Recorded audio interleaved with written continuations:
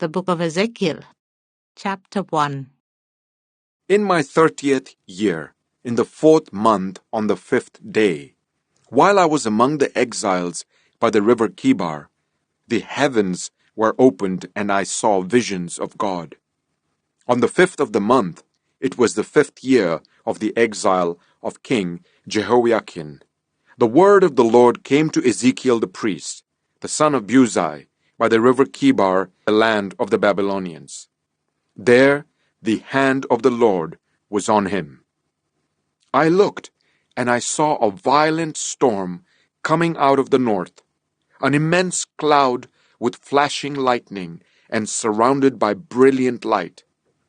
The center of the fire looked like glowing metal, and in the fire was what looked like 4 living creatures. In appearance, their form was human, but each of them had 4 faces and 4 wings. Their legs were straight, their feet were like those of a calf and gleamed like burnished bronze. Under their wings, on their 4 sides, they had human hands. All 4 of them had faces and wings, and the wings of one touched the wings of another.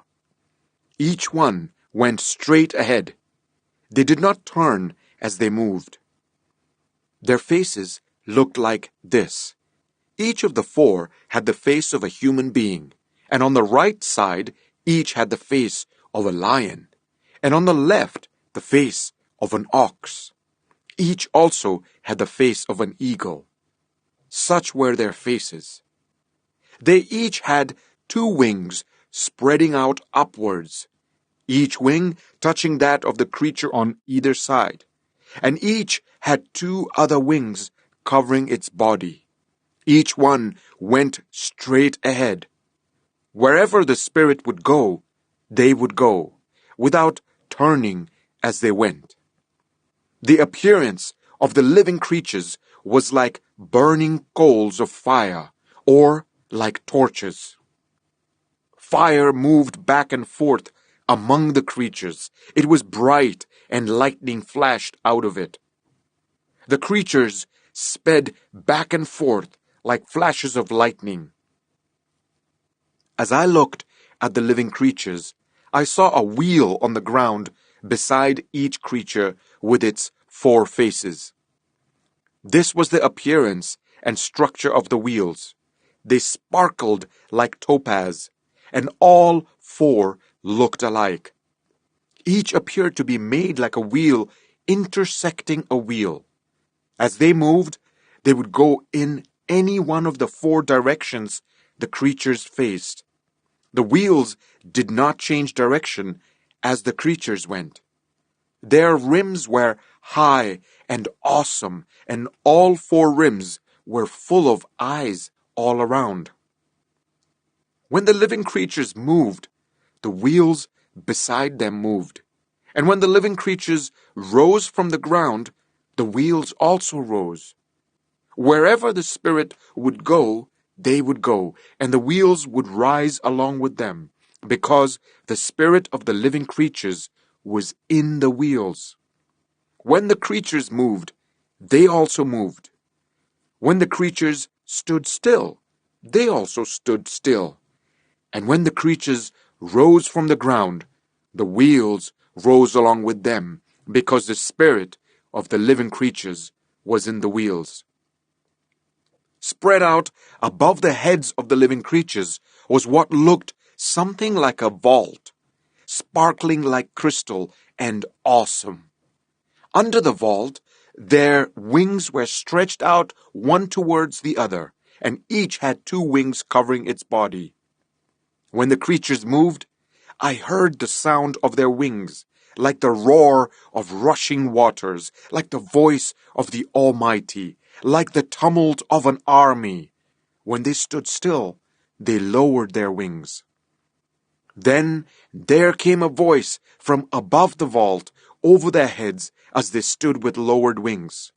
Above the vault, over their heads, was what looked like a throne of lapis lazuli, and high above on the throne was a figure like that of a man. I saw that from what appeared to be his waist up, he looked like glowing metal, as if full of fire, and that from there down he looked like fire, and brilliant light surrounded him. Like the appearance of a rainbow in the clouds on a rainy day, so was the radiance around him. This was the appearance of the likeness of the glory of the Lord. When I saw it, I fell face down, and I heard the voice of one speaking. Ezekiel 2.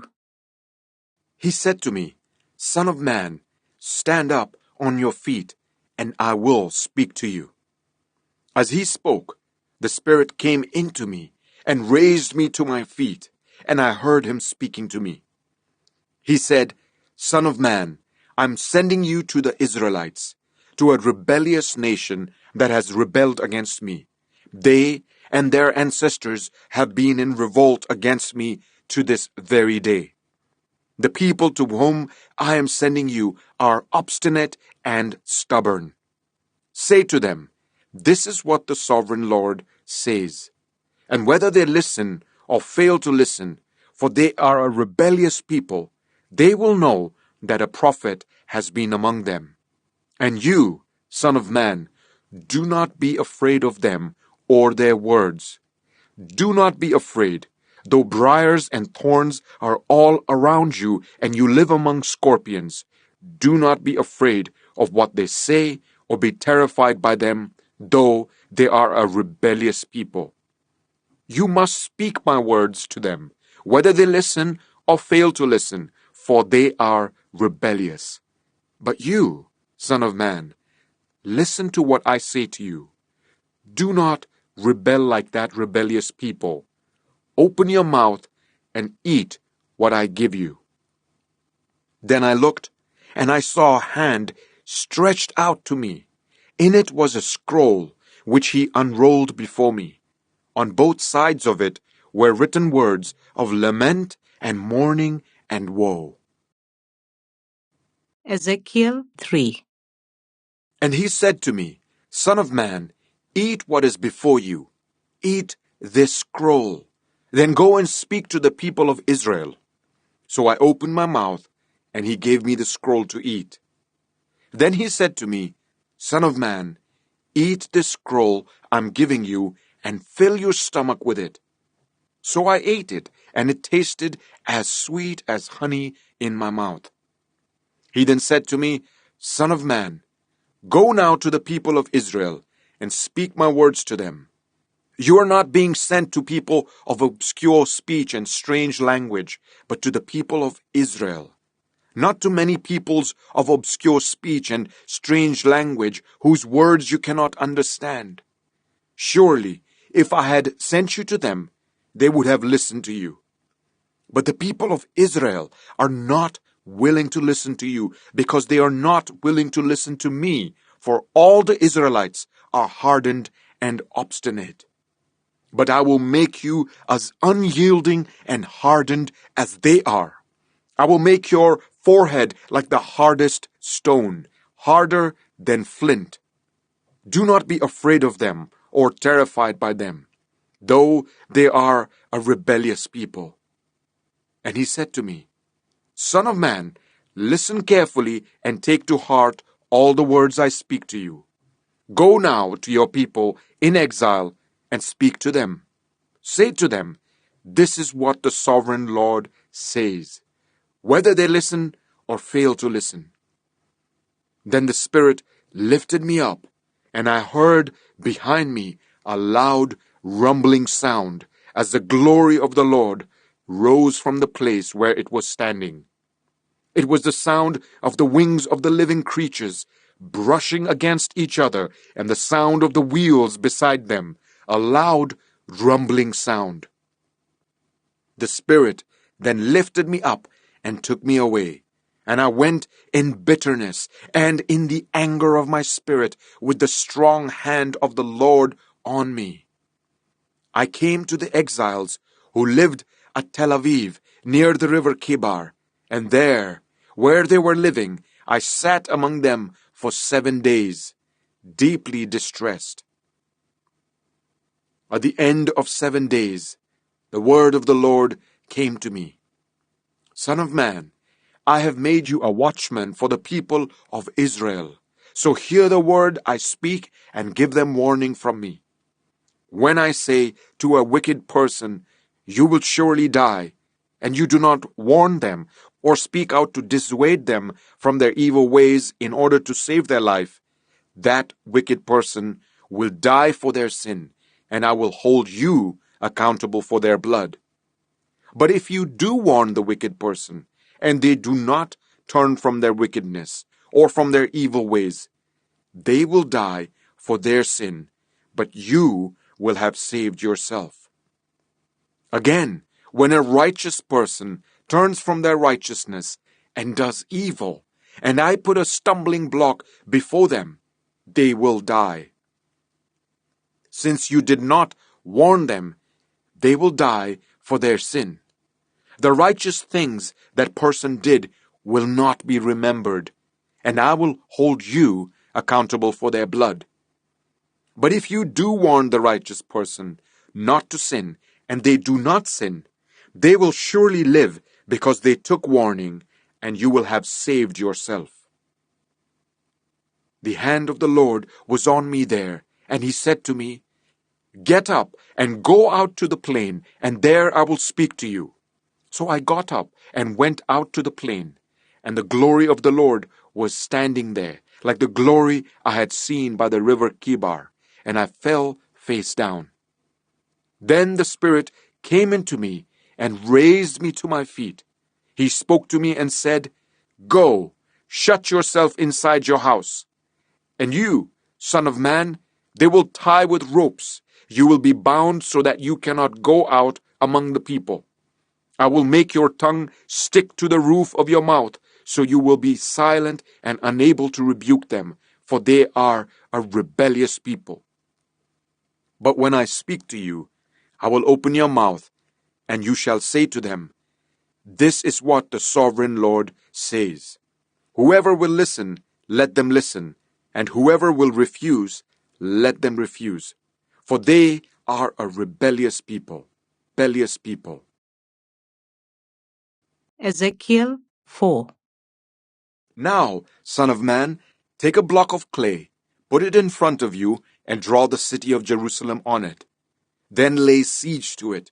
Erect siege works against it. Build a ramp to it. Set up camps against it, and put battering rams around it. Then take an iron pan, place it as an iron wall between you and the city, and turn your face towards it. It will be under siege, and you shall besiege it. This will be a sign to the people of Israel. Then lie on your left side, and put the sin of the people of Israel upon yourself. You are to bear their sin for the number of days you lie on your side. I have assigned you the same number of days as the years of their sin. So for 390 days you will bear the sin of the people of Israel. After you have finished this, lie down again, this time on your right side, and bear the sin of the people of Judah. I have assigned you 40 days, a day for each year.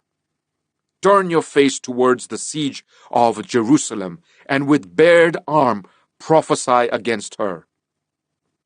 I will tie you up with ropes so that you cannot turn from one side to the other until you have finished the days of your siege. Take wheat and barley, beans and lentils, millet and spelt, put them in a storage jar, and use them to make bread for yourself. You are to eat it during the 390 days you lie on your side. Weigh out 20 shekels of food to eat each day, and eat it at set times. Also, measure out 1/6 of a hin of water, and drink it at set times. Eat the food as you would a loaf of barley bread. Bake it in the sight of the people, using human excrement for fuel. The Lord said, In this way the people of Israel will eat defiled food among the nations where I will drive them. Then I said, Not so, sovereign Lord, I have never defiled myself. From my youth until now, I have never eaten anything found dead or torn by wild animals. No impure meat has ever entered my mouth. Very well, he said, I will let you bake your bread over cow dung instead of human excrement. He then said to me, Son of man, I am about to cut off the food supply in Jerusalem. The people will eat rationed food in anxiety and drink rationed water in despair, for food and water will be scarce. They will be appalled at the sight of each other and will waste away because of their sin. Ezekiel 5. Now, son of man, take a sharp sword and use it as a barber's razor to shave your head and your beard. Then take a set of scales and divide up the hair. When the days of your siege come to an end, burn a third of the hair inside the city. Take a third and strike it with the sword all around the city, and scatter a third to the wind, for I will pursue them with drawn sword. But take a few hairs and tuck them away in the folds of your garment. Again, take a few of these and throw them into the fire and burn them up. A fire will spread from there to all Israel. This is what the sovereign Lord says. This is Jerusalem, which I have set in the center of the nations, with countries all around her. Yet in her wickedness she has rebelled against my laws and decrees more than the nations and countries around her. She has rejected my laws and has not followed my decrees. Therefore, this is what the sovereign Lord says. You have been more unruly than the nations around you, and have not followed my decrees or kept my laws. You have not even conformed to the standards of the nations around you. Therefore, this is what the sovereign Lord says. I myself am against you, Jerusalem, and I will inflict punishment on you in the sight of the nations. Because of all your detestable idols, I will do to you what I have never done before and will never do again. Therefore, in your midst, parents will eat their children, and children will eat their parents. I will inflict punishment on you and will scatter all your survivors to the winds.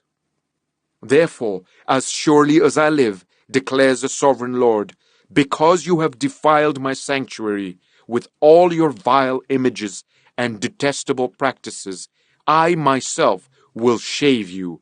I will not look on you with pity or spare you. A third of your people will die of the plague or perish by famine inside you. A third will fall by the sword outside your walls, and a third I will scatter to the winds and pursue with drawn sword. Then my anger will cease, and my wrath against them will subside, and I will be avenged. And when I have spent my wrath on them, they will know that I, the Lord, have spoken in my zeal. I will make you a ruin and a reproach among the nations around you, in the sight of all who pass by. You will be a reproach and a taunt, a warning and an object of horror to the nations around you when I inflict punishment on you in anger and in wrath and with stinging rebuke. I, the Lord, have spoken. When I shoot at you with my deadly and destructive arrows of famine, I will shoot to destroy you.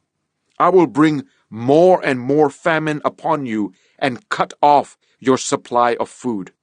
I will send famine and wild beasts against you, and they will leave you childless. Plague and bloodshed will sweep through you, and I will bring the sword against you. I, the Lord, have spoken. Ezekiel 6. The word of the Lord came to me. Son of man, set your face against the mountains of Israel. Prophesy against them, and say, You mountains of Israel, hear the word of the sovereign Lord. This is what the sovereign Lord says to the mountains and hills, to the ravines and valleys. I am about to bring a sword against you, and I will destroy your high places. Your altars will be demolished, and your incense altars will be smashed. And I will slay your people in front of your idols. I will lay the dead bodies of the Israelites in front of their idols, and I will scatter your bones around your altars. Wherever you live, the towns will be laid waste and the high places demolished, so that your altars will be laid waste and devastated, your idols smashed and ruined, your incense altars broken down, and what you have made wiped out. Your people will fall slain among you, and you will know that I am the Lord. But I will spare some, for some of you will escape the sword when you are scattered among the lands and nations.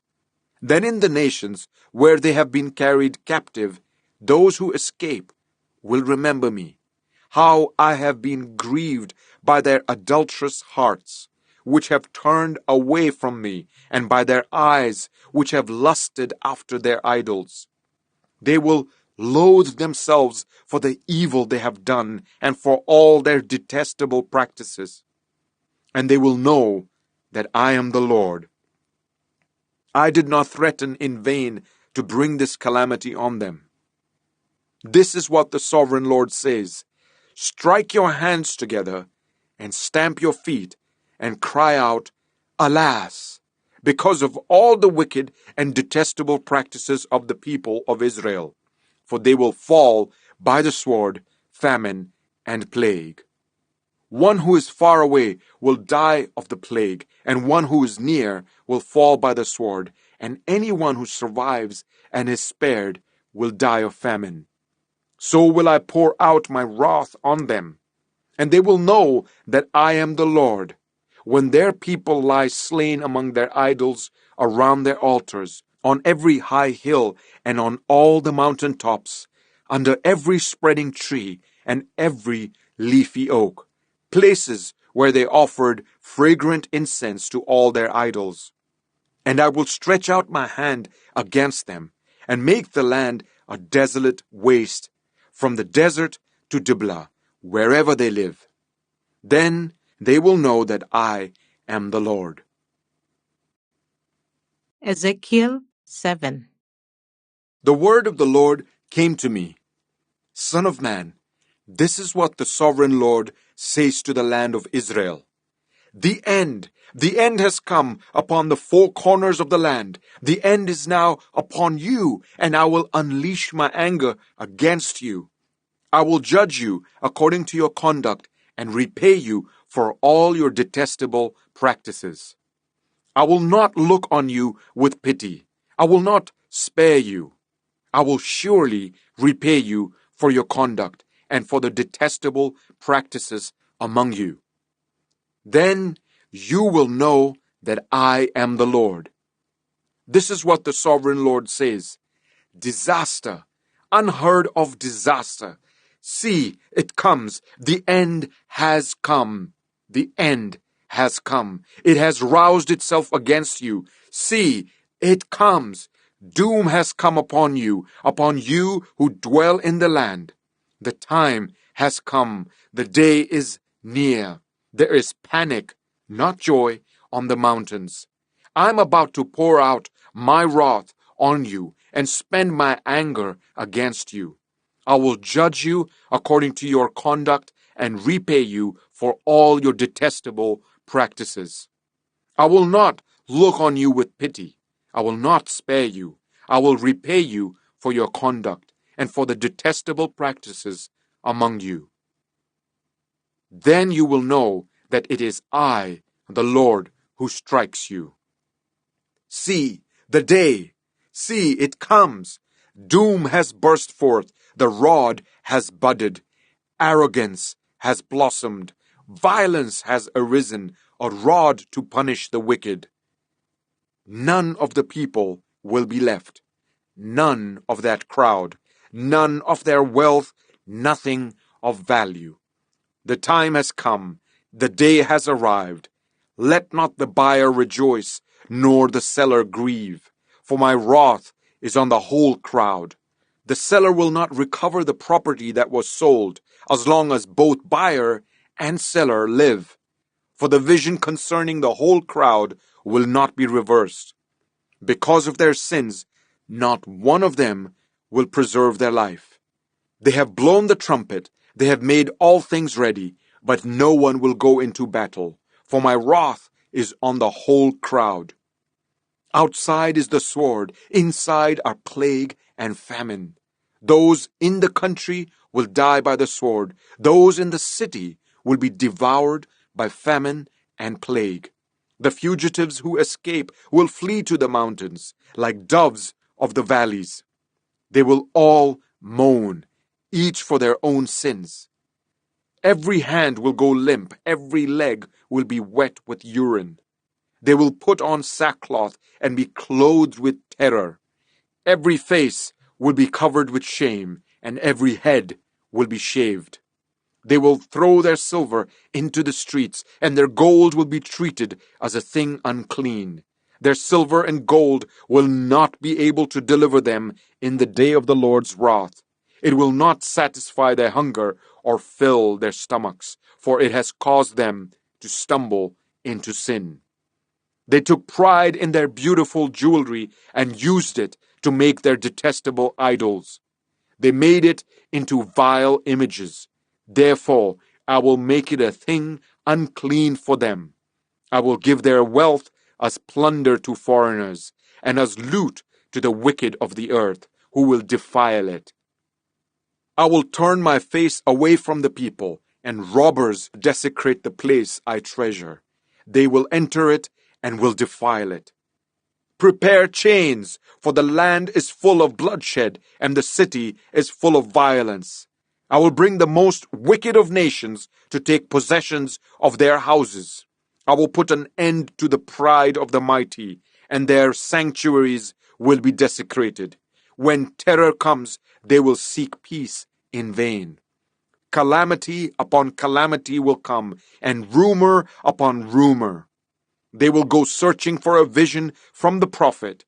Priestly instruction in the law will cease. The counsel of the elders will come to an end. The king will mourn. The prince will be clothed with despair, and the hands of the people of the land will tremble. I will deal with them according to their conduct, and by their own standards I will judge them. Then they will know that I am the Lord. Ezekiel 8. In the 6th year, in the 6th month, on the 5th day, while I was sitting in my house, and the elders of Judah were sitting before me, the hand of the sovereign Lord came on me there. I looked, and I saw a figure like that of a man. From what appeared to be his waist down, he was like fire, and from there up, his appearance was as bright as glowing metal. He stretched out what looked like a hand and took me by the hair of my head. The Spirit lifted me up between earth and heaven, and in visions of God he took me to Jerusalem, to the entrance of the north gate of the inner court, where the idol that provokes to jealousy stood. And there before me was the glory of the God of Israel, as in the vision I had seen in the plain. Then he said to me, Son of man, look towards the north. So I looked, and in the entrance, north of the gate of the altar, I saw this idol of jealousy. And he said to me, Son of man, do you see what they are doing? The utterly detestable things the Israelites are doing here, things that will drive me far from my sanctuary? But you will see things that are even more detestable. Then he brought me to the entrance to the court. I looked, and I saw a hole in the wall. He said to me, Son of man, now dig into the wall. So I dug into the wall and saw a doorway there. And he said to me, Go in and see the wicked and detestable things they are doing here. So I went in and looked, and I saw portrayed all over the walls all kinds of crawling things and unclean animals and all the idols of Israel. In front of them stood 70 elders of Israel, and Jazaniah, son of Shaphan, was standing among them. Each had a censer in his hand, and a fragrant cloud of incense was rising. He said to me, Son of man, have you seen what the elders of Israel are doing in the darkness, each at the shrine of his own idol? They say, The Lord does not see us. The Lord has forsaken the land. Again, he said, You will see them doing things that are even more detestable. Then he brought me to the entrance of the north gate of the house of the Lord, and I saw women sitting there, mourning the god Tammuz. He said to me, Do you see this, son of man? You will see things that are even more detestable than this. He then brought me into the inner court of the house of the Lord, and there at the entrance to the temple, between the portico and the altar, were about 25 men, with their backs towards the temple of the Lord and their faces towards the east. They were bowing down to the sun in the east. He said to me, Have you seen this, son of man? Is it a trivial matter for the people of Judah to do the detestable things they are doing here? Must they also fill the land with violence and continually arouse my anger? Look at them putting the branch to their nose. Therefore, I will deal with them in anger. I will not look on them with pity or spare them. Although they shout in my ears, I will not listen to them. Ezekiel 9. Then I heard him call out in a loud voice, Bring near those who are appointed to execute judgment on the city, each with a weapon in his hand. And I saw 6 men coming from the direction of the upper gate, which faces north, each with a deadly weapon in his hand. With them was a man clothed in linen, who had a writing kit at his side. They came in and stood beside the bronze altar. Now the glory of the God of Israel went up from above the cherubim, where it had been, and moved to the threshold of the temple. Then the Lord called to the man clothed in linen, who had the writing kit at his side, and said to him, Go throughout the city of Jerusalem, and put a mark on the foreheads of those who grieve and lament over all the detestable things that are done in it. As I listened, he said to the others, Follow him through the city and kill, without showing pity or compassion. Slaughter the old men, the young men and women, the mothers and children, but do not touch anyone who has the mark. Begin at my sanctuary. So they began with the old men who were in front of the temple. Then he said to them, Defile the temple and fill the courts with the slain. Go! So they went out and began killing throughout the city. While they were killing, and I was left alone, I fell face down, crying out, Alas, sovereign Lord, are you going to destroy the entire remnant of Israel in this outpouring of your wrath on Jerusalem? He answered me, The sin of the people of Israel and Judah is exceedingly great. The land is full of bloodshed, and the city is full of injustice. They say, The Lord has forsaken the land. The Lord does not see. So I will not look on them with pity or spare them. but I will bring down on their own heads what they have done." Then the man in linen, with the writing kit at his side, brought back word, saying, "I have done as you commanded." Ezekiel 10. I looked, and I saw the likeness of a throne of lapis lazuli above the vault that was over the heads of the cherubim. The Lord said to the man clothed in linen, "Go in among the wheels beneath the cherubim. Fill your hands with burning coals from among the cherubim and scatter them over the city." And as I watched, he went in. Now the cherubim were standing on the south side of the temple when the man went in, and a cloud filled the inner court. Then the glory of the Lord rose from above the cherubim and moved to the threshold of the temple. The cloud filled the temple, and the court was full of the radiance of the glory of the Lord. The sound of the wings of the cherubim could be heard as far away as the outer court, like the voice of God Almighty when he speaks.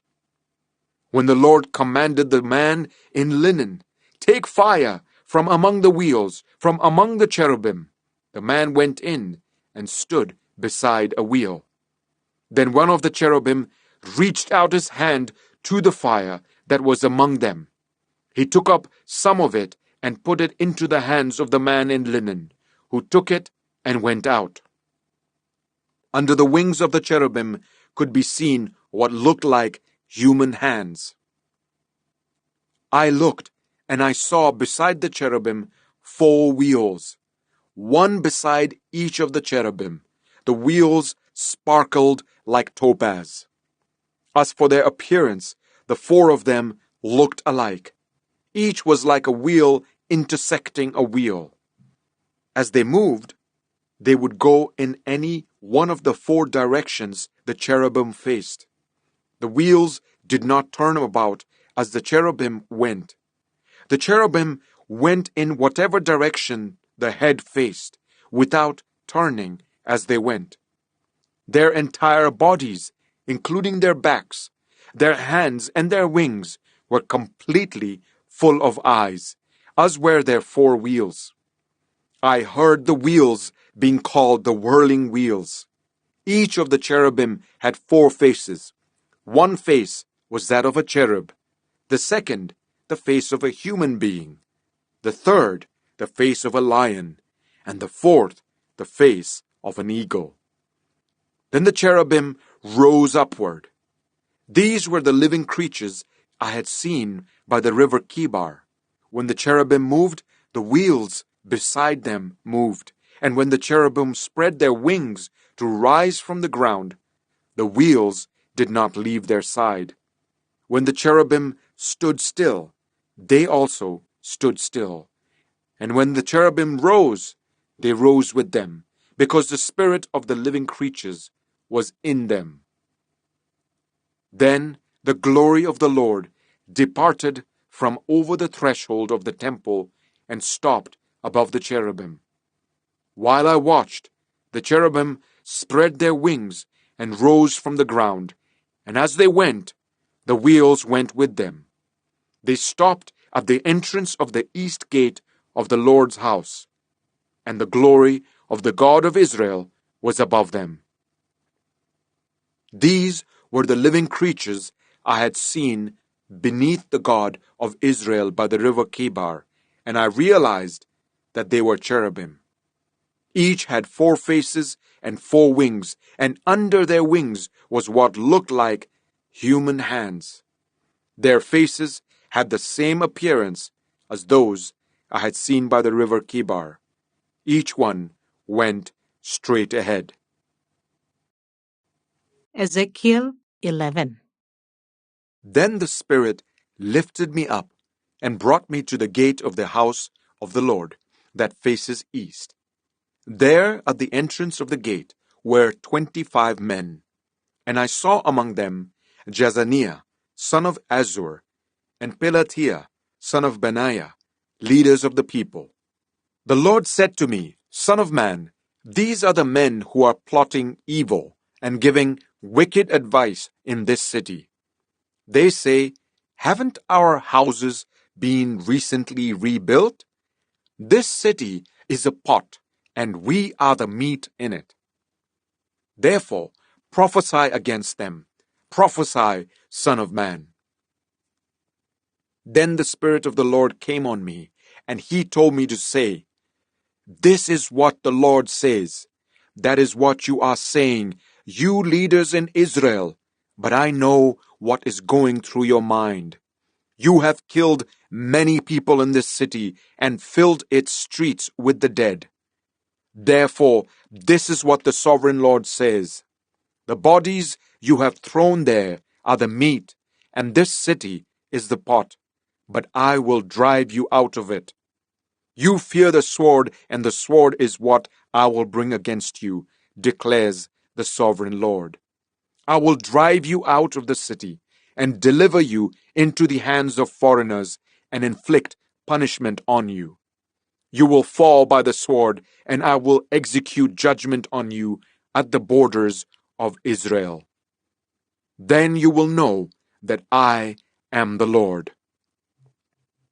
This city will not be a pot for you, nor will you be the meat in it. I will execute judgment on you at the borders of Israel. And you will know that I am the Lord, for you have not followed my decrees or kept my laws, but have conformed to the standards of the nations around you. Now as I was prophesying, Pelatiah, son of Benaiah, died.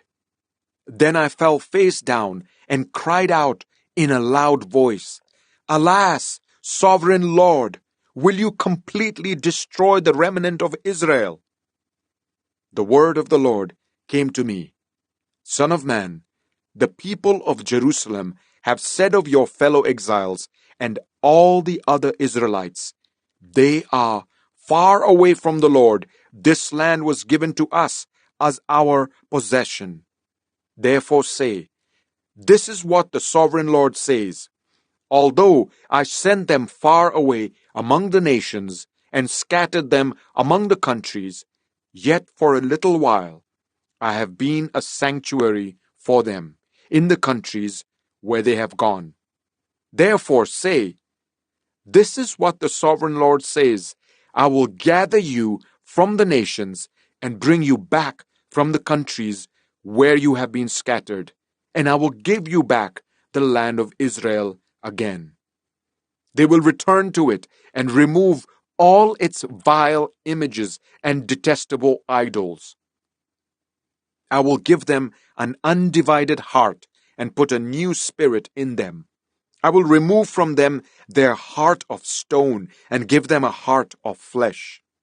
Then they will follow my decrees and be careful to keep my laws. They will be my people, and I will be their God. But as for those whose hearts are devoted to their vile images and detestable idols, I will bring down on their own heads what they have done, declares the sovereign Lord. Then the cherubim, with the wheels beside them, spread their wings, and the glory of the God of Israel was above them. The glory of the Lord went up from within the city and stopped above the mountain east of it.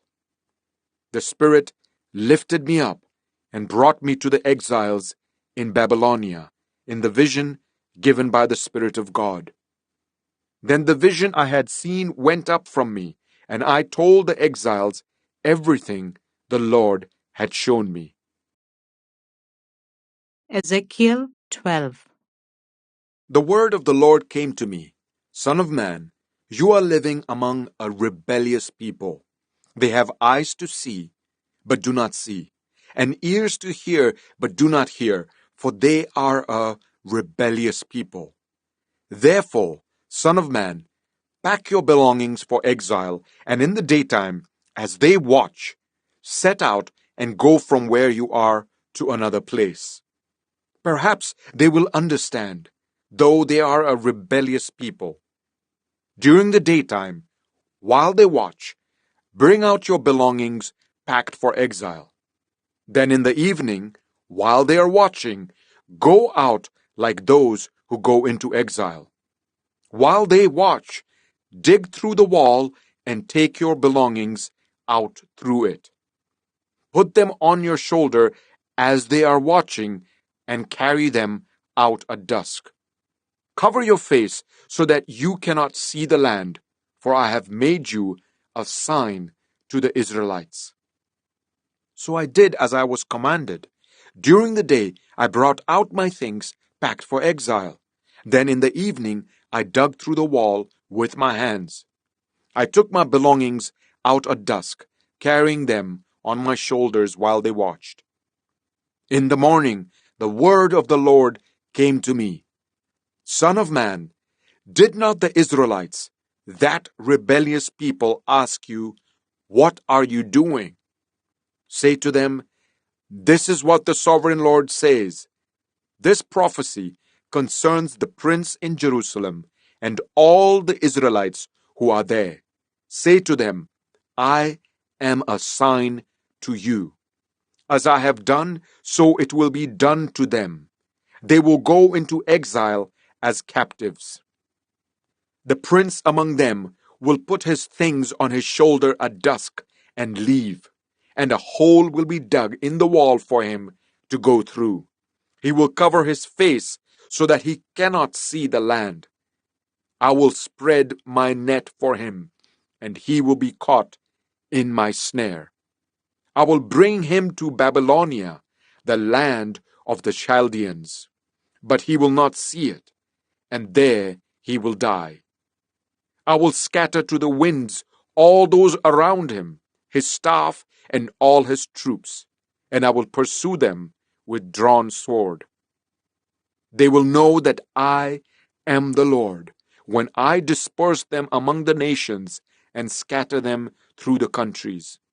But I will spare a few of them from the sword, famine, and plague, so that in the nations where they go, they may acknowledge all their detestable practices. Then they will know that I am the Lord. The word of the Lord came to me. Son of man, tremble as you eat your food, and shudder in fear as you drink your water. Say to the people of the land, this is what the sovereign Lord says about those living in Jerusalem and in the land of Israel. They will eat their food in anxiety and drink their water in despair, for their land will be stripped of everything in it because of the violence of all who live there. The inhabited towns will be laid waste, and the land will be desolate.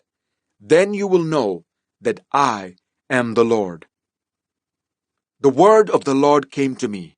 Son of man, what is this proverb you have in the land of Israel? The days go by, and every vision comes to nothing. Say to them, this is what the sovereign Lord says. I am going to put an end to this proverb, and they will no longer quote it in Israel. Say to them, the days are near when every vision will be fulfilled, for there will be no more false visions or flattering divinations among the people of Israel. But I, the Lord, will speak what I will, and it shall be fulfilled without delay. For in your days, you rebellious people, I will fulfill whatever I say, declares the sovereign Lord. The word of the Lord came to me. Son of man, the Israelites are saying, the vision he sees is for many years from now, and he prophesies about the distant future. Therefore, say to them, this is what the sovereign Lord says. None of my words will be delayed any longer. Whatever I say will be fulfilled, declares the sovereign Lord. Ezekiel 13. The word of the Lord came to me. Son of man, prophesy against the prophets of Israel who are now prophesying. Say to those who prophesy out of their own imagination, hear the word of the Lord. This is what the sovereign Lord says. Woe to the foolish prophets who follow their own spirit and have seen nothing. Your prophets, Israel, are like jackals among ruins. You have not gone up to the breaches in the wall to repair it for the people of Israel so that it will stand firm in the battle on the day of the Lord. Their visions are false, and their divinations a lie. Even though the Lord has not sent them, they say, "The Lord declares," and expect him to fulfill their words. Have you not seen false visions and uttered lying divinations when you say, "The Lord declares, though I have not spoken"? Therefore, this is what the sovereign Lord says. Because of your false words and lying visions, I am against you, declares the sovereign Lord. My hand will be against the prophets who see false visions and utter lying divinations. They will not belong to the council of my people or be listed in the records of Israel, nor will they enter the land of Israel. Then you will know that I am the sovereign Lord. Because they lead my people astray, saying, "Peace," when there is no peace. And because when a flimsy wall is built, they cover it with whitewash. Therefore, tell those who cover it with whitewash that it is going to fall. Rain will come in torrents, and I will send hailstones hurtling down, and violent winds will burst forth. When the wall collapses, will people not ask you, "Where is the whitewash you covered it with?" Therefore, this is what the sovereign Lord says. In my wrath, I will unleash a violent wind, and in my anger, hailstones and torrents of rain will fall with destructive fury. I will tear down the wall you have covered with whitewash, and will level it to the ground, so that its foundation will be laid bare. When it falls, you will be destroyed in it, and you will know that I am the Lord. So I will pour out my wrath against the wall and against those who covered it with whitewash. I will say to you, the wall is gone, and so are those who whitewashed it. Those prophets of Israel who prophesied to Jerusalem and saw visions of peace for her when there was no peace, declares the sovereign Lord. Now, Son of man, set your face against the daughters of your people who prophesy out of their own imagination. Prophesy against them and say, "This is what the sovereign Lord says. Woe to the women who sew magic charms on all their wrists and make veils of various lengths for their heads in order to ensnare people. Will you ensnare the lives of my people, but preserve your own? You have profaned me among my people for a few handfuls of barley and scraps of bread. By lying to my people who listen to lies, you have killed those who should not have died, and have spared those who should not live. Therefore, this is what the sovereign Lord says. I am against your magic charms with which you ensnare people like birds, and I will tear them from your arms. I will set free the people that you ensnare like birds. I will tear off your veils and save my people from your hands, and they will no longer fall prey to your power. Then you will know that I am the Lord. Because you disheartened the righteous with your lies, when I had brought them no grief, and because you encouraged the wicked not to turn from their evil ways and so save their lives, therefore you will no longer see false visions or practice divination. I will save my people from your hands, and then you will know that I am the Lord. Ezekiel 14. Some of the elders of Israel came to me and sat down in front of me. Then the word of the Lord came to me. Son of man, these men have set up idols in their hearts and put wicked stumbling blocks before their faces. Should I let them inquire of me at all? Therefore, speak to them and tell them, this is what the sovereign Lord says. When any of the Israelites set up idols in their hearts and put a wicked stumbling block before their faces and then go to a prophet, I, the Lord, will answer them myself in keeping with their great idolatry. I will do this to recapture the hearts of the people of Israel who have all deserted me for their idols. Therefore, say to the people of Israel, this is what the sovereign Lord says. Repent, turn from your idols, and renounce all your detestable practices. When any of the Israelites or any foreigner residing in Israel separate themselves from me and set up idols in their hearts and put a wicked stumbling block before their faces, and then go to a prophet to inquire of me, I, the Lord, will answer them myself. I will set my face against them and make them an example and a byword. I will remove them from my people. Then you will know that I am the Lord. And if the prophet is enticed to utter a prophecy, I, the Lord, have enticed that prophet, and I will stretch out my hand against him and destroy him from among my people Israel. They will bear their guilt. The prophet will be as guilty as the one who consults him. Then the people of Israel will no longer stray from me, nor will they defile themselves anymore with all their sins. They will be my people, and I will be their God, declares the sovereign Lord.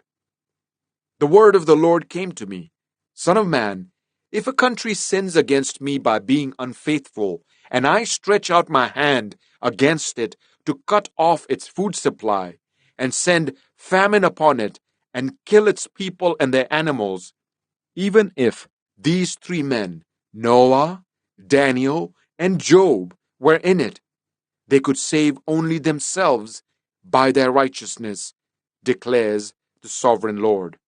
Or if I send wild beasts through that country, and they leave it childless, and it becomes desolate, so that no one can pass through it because of the beasts, as surely as I live, declares the sovereign Lord, even if these three men were in it, they could not save their own sons or daughters. They alone would be saved, but the land would be desolate. Or if I bring a sword against that country and say, let the sword pass throughout the land, and I kill its people and their animals, as surely as I live, declares the sovereign Lord, even if these three men were in it, they could not save their own sons or daughters. They alone would be saved. Or if I send a plague into that land and pour out my wrath on it through bloodshed, killing its people and their animals, as surely as I live, declares the sovereign Lord, even if Noah, Daniel, and Job were in it, they could save neither son nor daughter. They would save only themselves by their righteousness. For this is what the sovereign Lord says, how much worse will it be when I send against Jerusalem my 4 dreadful judgments, sword and famine and wild beasts and plague, to kill its men and their animals. Yet there will be some survivors, sons and daughters, who will be brought out of it. They will come to you, and when you see their conduct and their actions, you will be consoled regarding the disaster I have brought on Jerusalem. Every disaster I have brought on it. You will be consoled when you see their conduct and their actions, for you will know that I have done nothing in it without cause, declares the sovereign Lord. Ezekiel 15. The word of the Lord came to me, Son of man, how is the wood of a vine different from that of a branch from any of the trees in the forest? Is wood ever taken from it to make anything useful? Do they make pegs from it to hang things on? And after it is thrown on the fire as fuel, and the fire burns both ends and chars the middle, is it then useful for anything? If it was not useful for anything when it was whole, how much less can it be made into something useful when the fire has burned it and it is charred? Therefore, this is what the sovereign Lord says: As I have given the wood of the vine among the trees of the forest as fuel for the fire, so will I treat the people living in Jerusalem. I will set my face against them. Although they have come out of the fire will yet consume them. And when I set my face against them, you will know that I am the Lord. I will make the land desolate because they have been unfaithful, declares the sovereign Lord. Ezekiel 16. The word of the Lord came to me: Son of man, confront Jerusalem with her detestable practices, and say, This is what the sovereign Lord says to Jerusalem: Your ancestry and birth were in the land of the Canaanites. Your father was an Amorite, and your mother a Hittite. On the day you were born, your cord was not cut, nor were you washed with water to make you clean, nor were you rubbed with salt or wrapped in cloths. No one looked on you with pity or had compassion enough to do any of these things for you.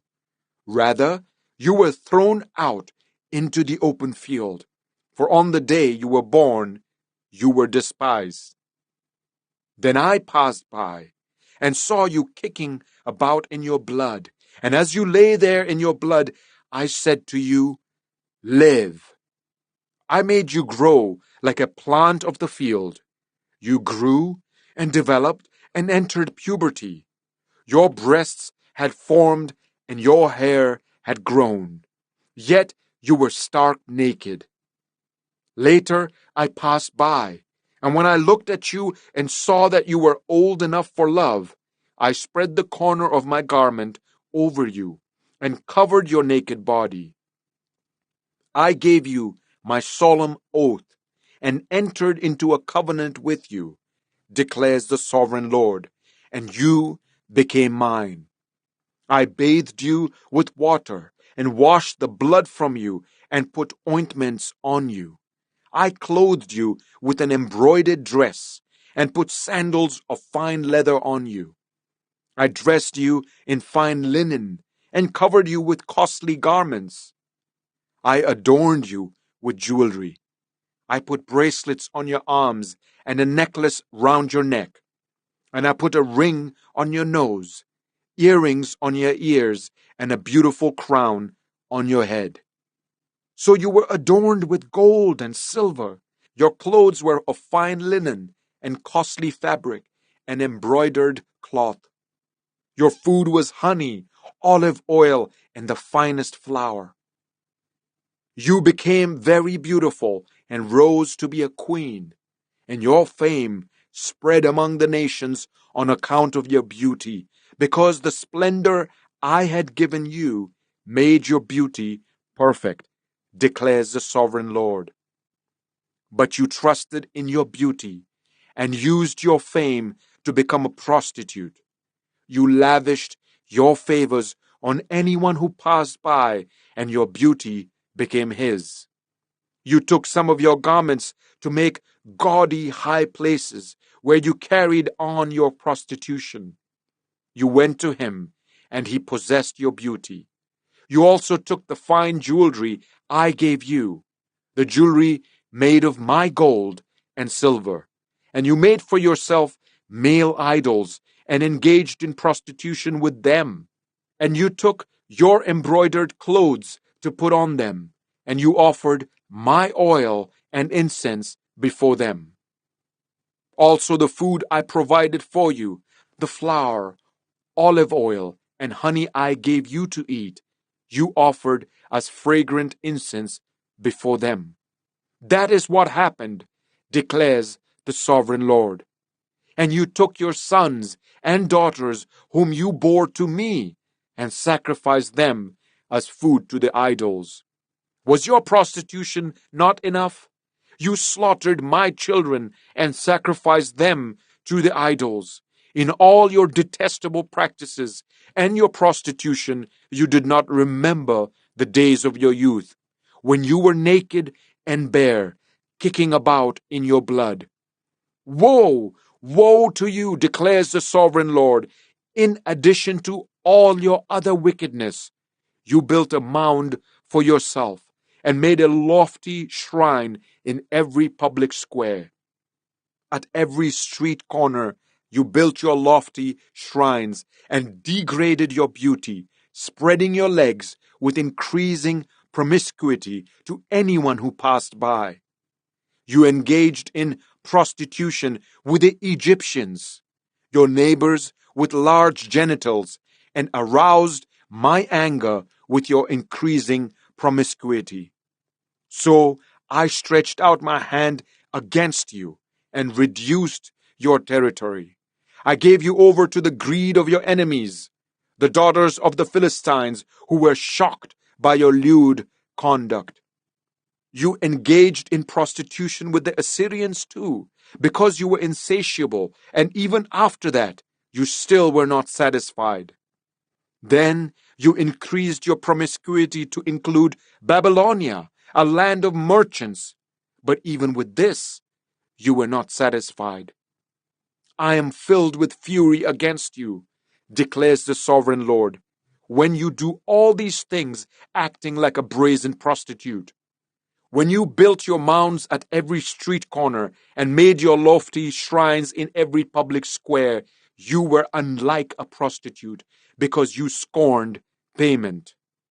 You adulterous wife, you prefer strangers to your own husband. All prostitutes receive gifts, but you give gifts to all your lovers, bribing them to come to you from everywhere for your illicit favors. So in your prostitution, you are the opposite of others.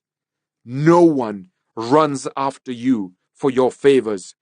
You are the very opposite, for you give payment and none is given to you. Therefore, you prostitute, hear the word of the Lord.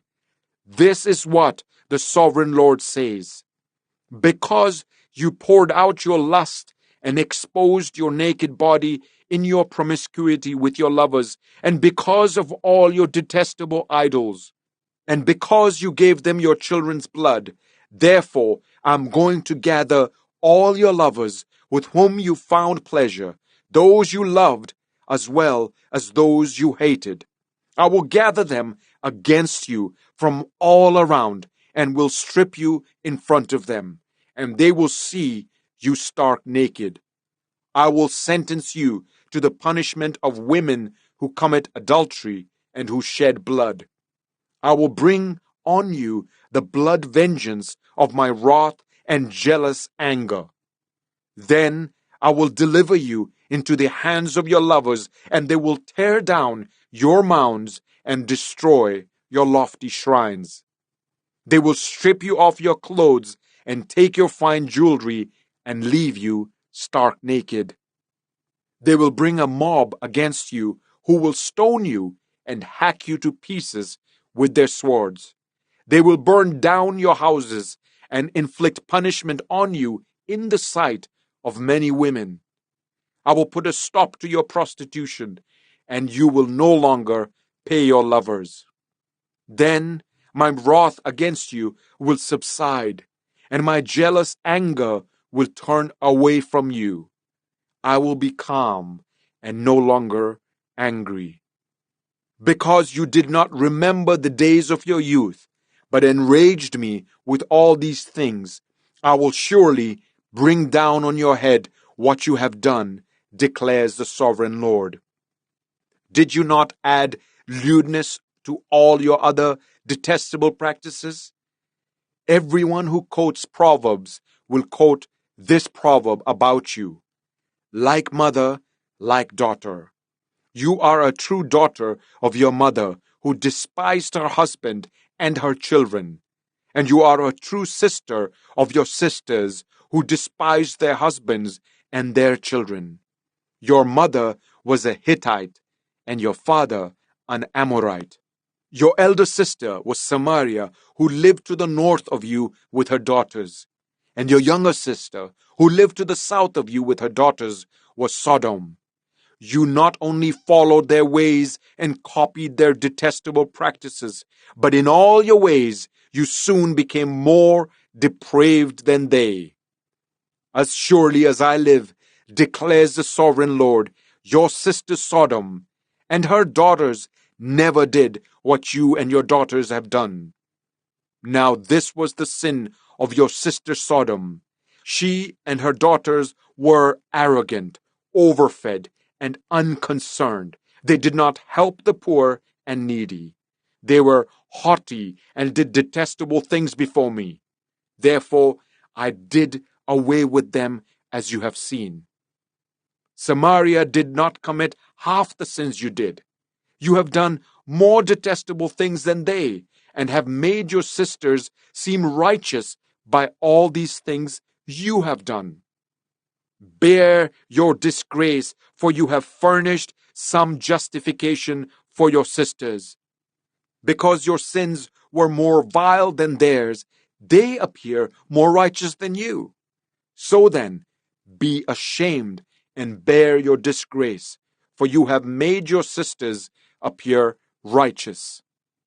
However, I will restore the fortunes of Sodom and her daughters, and of Samaria and her daughters, and your fortunes along with them, so that you may bear your disgrace and be ashamed of all you have done in giving them comfort. And your sisters, Sodom and her daughters, and Samaria with her daughters, will return to what they were before, and you and your daughters will return to what you were before. You would not even mention your sister Sodom in the day of your pride, before your wickedness was uncovered. Even so, you are now scorned by the daughters of Edom and all her neighbors, and the daughters of the Philistines, all those around you who despise you. You will bear the consequences of your lewdness and your detestable practices, declares the Lord. This is what the sovereign Lord says: I will deal with you as you deserve, because you have despised my oath by breaking the covenant. Yet I will remember the covenant I made with you in the days of your youth, and I will establish an everlasting covenant with you. Then you will remember your ways and be ashamed when you receive your sisters, both those who are older than you and those who are younger. I will give them to you as daughters, but not on the basis of my covenant with you. So I will establish my covenant with you, and you will know that I am the Lord. Then, when I make atonement for you for all you have done, you will remember and be ashamed, and never again open your mouth because of your humiliation, declares the sovereign Lord. Ezekiel 17. The word of the Lord came to me: Son of man, set forth an allegory and tell it to the Israelites as a parable. Say to them, this is what the sovereign Lord says. A great eagle with powerful wings, long feathers, and full plumage of varied colors came to Lebanon. Taking hold of the top of a cedar, he broke off its topmost shoot and carried it away to a land of merchants, where he planted it in a city of traders. He took one of the seedlings of the land and put it in fertile soil. He planted it like a willow by abundant water, and it sprouted and became a low spreading vine. Its branches turned towards him, but its roots remained under it. So it became a vine and produced branches and put out leafy boughs. But there was another great eagle with powerful wings and full plumage. The vine now sent out its roots towards him from the plot where it was planted, and stretched out its branches to him for water. It had been planted in good soil by abundant water, so that it would produce branches, bear fruit, and become a splendid vine. Say to them, "This is what the sovereign Lord says. Will it thrive? Will it not be uprooted and stripped of its fruit so that it withers? All its new growth will wither. It will not take a strong arm or many people to pull it up by the roots. It has been planted, but will it thrive? Will it not wither completely when the east wind strikes it? Wither away in the plot where it grew?" Then the word of the Lord came to me. "Say to this rebellious people, do you not know what these things mean? Say to them, the king of Babylon went to Jerusalem and carried off her king and her nobles, bringing them back with him to Babylon. Then he took a member of the royal family and made a treaty with him, putting him under oath. He also carried away the leading men of the land, so that the kingdom would be brought low, unable to rise again, surviving only by keeping his treaty. But the king rebelled against him by sending his envoys to Egypt to get horses and a large army. Will he succeed? Will he who does such things escape? Will he break the treaty and yet escape? As surely as I live, declares the sovereign Lord, he shall die in Babylon, in the land of the king who put him on the throne, whose oath he despised and whose treaty he broke. Pharaoh with his mighty army and great horde will be of no help to him in war, when ramps are built and siege works erected to destroy many lives. He despised the oath by breaking the covenant. Because he had given his hand in pledge, and yet did all these things, he shall not escape. Therefore, this is what the sovereign Lord says. As surely as I live, I will repay him for despising my oath and breaking my covenant. I will spread my net for him, and he will be caught in my snare.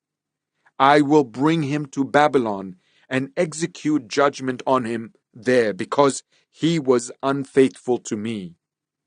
All his choice troops will fall by the sword, and the survivors will be scattered to the winds. Then you will know that I, the Lord, have spoken. This is what the sovereign Lord says. I myself will take a shoot from the very top of a cedar and plant it.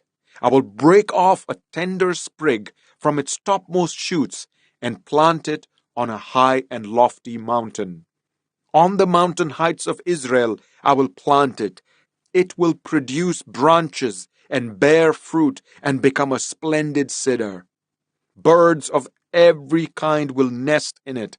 They will find shelter in the shade of its branches. All the trees of the forest will know that I, the Lord, bring down the tall tree and make the low tree grow tall. I dry up the green tree and make the dry tree flourish. I, the Lord, have spoken, and I will do it. Ezekiel 18. The word of the Lord came to me. What do you people mean by quoting this proverb about the land of Israel? The parents eat sour grapes, and the children's teeth are set on edge. As surely as I live, declares the sovereign Lord, you will no longer quote this proverb in Israel. For everyone belongs to me, the parent as well as the child. Both alike belong to me. The one who sins is the one who will die. Suppose there is a righteous man who does what is just and right.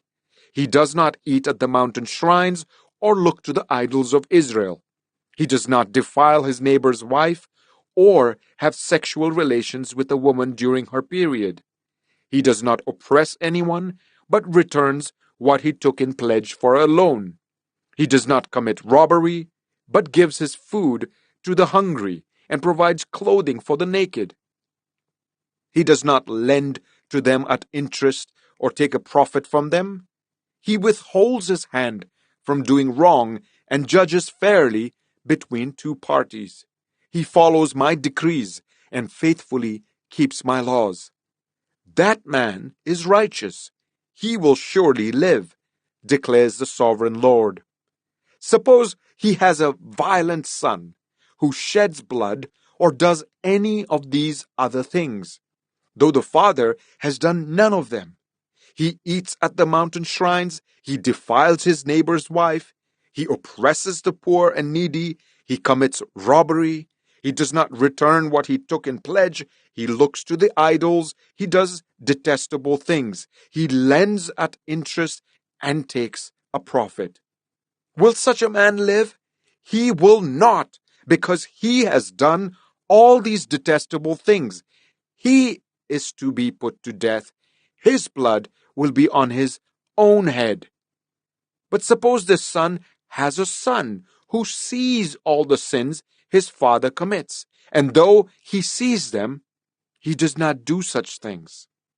He does not eat at the mountain shrines or look to the idols of Israel. He does not defile his neighbor's wife. He does not oppress anyone or require a pledge for a loan. He does not commit robbery, but gives his food to the hungry and provides clothing for the naked. He withholds his hand from ill-treating the poor and takes no interest or profit from them. He keeps my laws and follows my decrees. He will not die for his father's sin. He will surely live. But his father will die for his own sin because he practiced extortion, robbed his brother, and did what was wrong among his people. Yet you ask, why does the son not share the guilt of his father? Since the son has done what is just and right, and has been careful to keep all my decrees, he will surely live. The one who sins is the one who will die. The child will not share the guilt of the parent, nor will the parent share the guilt of the child. The righteousness of the righteous will be credited to them, and the wickedness of the wicked will be charged against them. But if a wicked person turns away from all the sins they have committed, and keeps all my decrees, and does what is just and right, that person will surely live. They will not die. None of the offenses they have committed will be remembered against them. Because of the righteous things they have done, they will live. Do I take any pleasure in the death of the wicked? Declares the sovereign Lord. Rather, am I not pleased when they turn from their ways and live? But if a righteous person turns from their righteousness and commits sin and does the same detestable things the wicked person does, will they live? None of the righteous things that person has done will be remembered. Because of the unfaithfulness they are guilty of, and because of the sins they have committed, they will die. Yet you say, the way of the Lord is not just. Hear, you Israelites, is my way unjust? Is it not your ways that are unjust? If a righteous person turns from their righteousness and commits sin, they will die for it.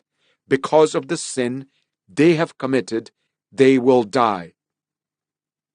But if a wicked person turns away from the wickedness they have committed and does what is just and right, they will save their life, because they consider all the offenses they have committed and turn away from them. That person will surely live. They will not die. Yet the Israelites say, the way of the Lord is not just. Are my ways unjust, people of Israel? Is it not your ways that are unjust? Therefore, you Israelites, I will judge each of you according to your own ways, declares the sovereign Lord. Repent, turn away from all your offenses, then sin will not be your downfall. Rid yourselves of all the offenses you have committed, and get a new heart and a new spirit. Why will you die, people of Israel? For I take no pleasure in the death of anyone, declares the sovereign Lord. Repent and live. Ezekiel 19. Take up a lament concerning the princess of Israel, and say, what a lioness was your mother among the lions! She lay down among them and reared her cubs. She brought up one of her cubs, and he became a strong lion. He learned to tear the prey, and he became a man-eater. The nations heard about him, and he was trapped in their pit. They led him with hooks to the land of Egypt. When she saw her hope unfulfilled, her expectation gone, she took another of her cubs and made him a strong lion. He prowled among the lions, for he was now a strong lion. He learned to tear the prey, and he became a man-eater. He broke down their strongholds and devastated their towns. The land and all who were in it were terrified by his roaring. Then the nations came against him, those from regions round about. They spread their net for him, and he was trapped in their pit. With hooks they pulled him into a cage and brought him to the king of Babylon. They put him in prison, so his roar was heard no longer on the mountains of Israel. Your mother was like a vine in your vineyard, planted by the water. It was fruitful and full of branches because of abundant water. Its branches were strong, fit for a ruler's scepter. It towered high above the thick foliage, conspicuous for its height and for its many branches. But it was uprooted in fury and thrown to the ground. The east wind made it shrivel. It was stripped of its fruit. Its strong branches withered, and fire consumed them. Now it is planted in the desert, in a dry and thirsty land. Fire spread from one of its main branches and consumed its fruit. No strong branch is left on it fit for a ruler's scepter. This is a lament and is to be used as a lament. Ezekiel 20. In the 7th year, in the 5th month, on the 10th day, some of the elders of Israel came to inquire of the Lord, and they sat down in front of me. Then the word of the Lord came to me, Son of man, speak to the elders of Israel, and say to them, This is what the sovereign Lord says. Have you come to inquire of me? As surely as I live, I will not let you inquire of me, declares the sovereign Lord. Will you judge me? Will you judge them, Son of man? Then confront them with the detestable practices of their ancestors and say to them, This is what the sovereign Lord says. On the day I chose Israel, I swore with uplifted hand to the descendants of Jacob and revealed myself to them in Egypt. With uplifted hand, I said to them, I am the Lord your God. On that day, I swore to them that I would bring them out of Egypt into a land I had searched out for them, a land flowing with milk and honey, the most beautiful of all lands. And I said to them, Each of you, get rid of the vile images you have set your eyes on, and do not defile yourselves with the idols of Egypt. I am the Lord your God. But they rebelled against me and would not listen to me. They did not get rid of the vile images they had set their eyes on, nor did they forsake the idols of Egypt. So I said I would pour out my wrath on them and spend my anger against them in Egypt. But for the sake of my name, I brought them out of Egypt. I did it to keep my name from being profaned in the eyes of the nations among whom they lived and in whose sight I had revealed myself to the Israelites. Therefore, I led them out of Egypt and brought them into the wilderness. I gave them my decrees and made known to them my laws, by which the person who obeys them will live.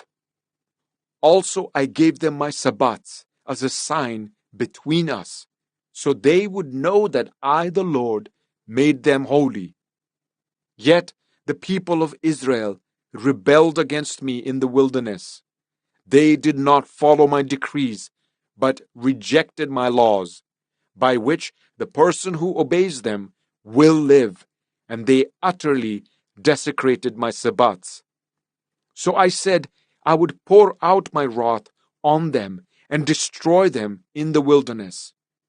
But for the sake of my name, I did what would keep it from being profaned in the eyes of the nations in whose sight I had brought them out. Also with uplifted hand, I swore to them in the wilderness that I would not bring them into the land I had given them, a land flowing with milk and honey, the most beautiful of all lands, because they rejected my laws and did not follow my decrees and desecrated my Sabbats. For their hearts were devoted to their idols.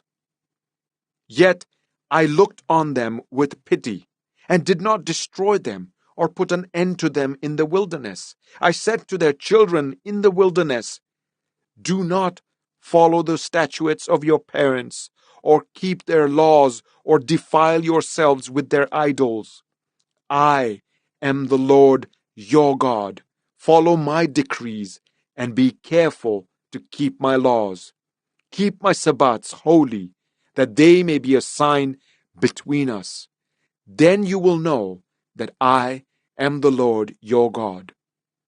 But the children rebelled against me. They did not follow my decrees. They were not careful to keep my laws, of which I said, the person who obeys them will live by them. And they desecrated my Sabbats. So I said, I will pour out my wrath on them and spend my anger against them in the wilderness.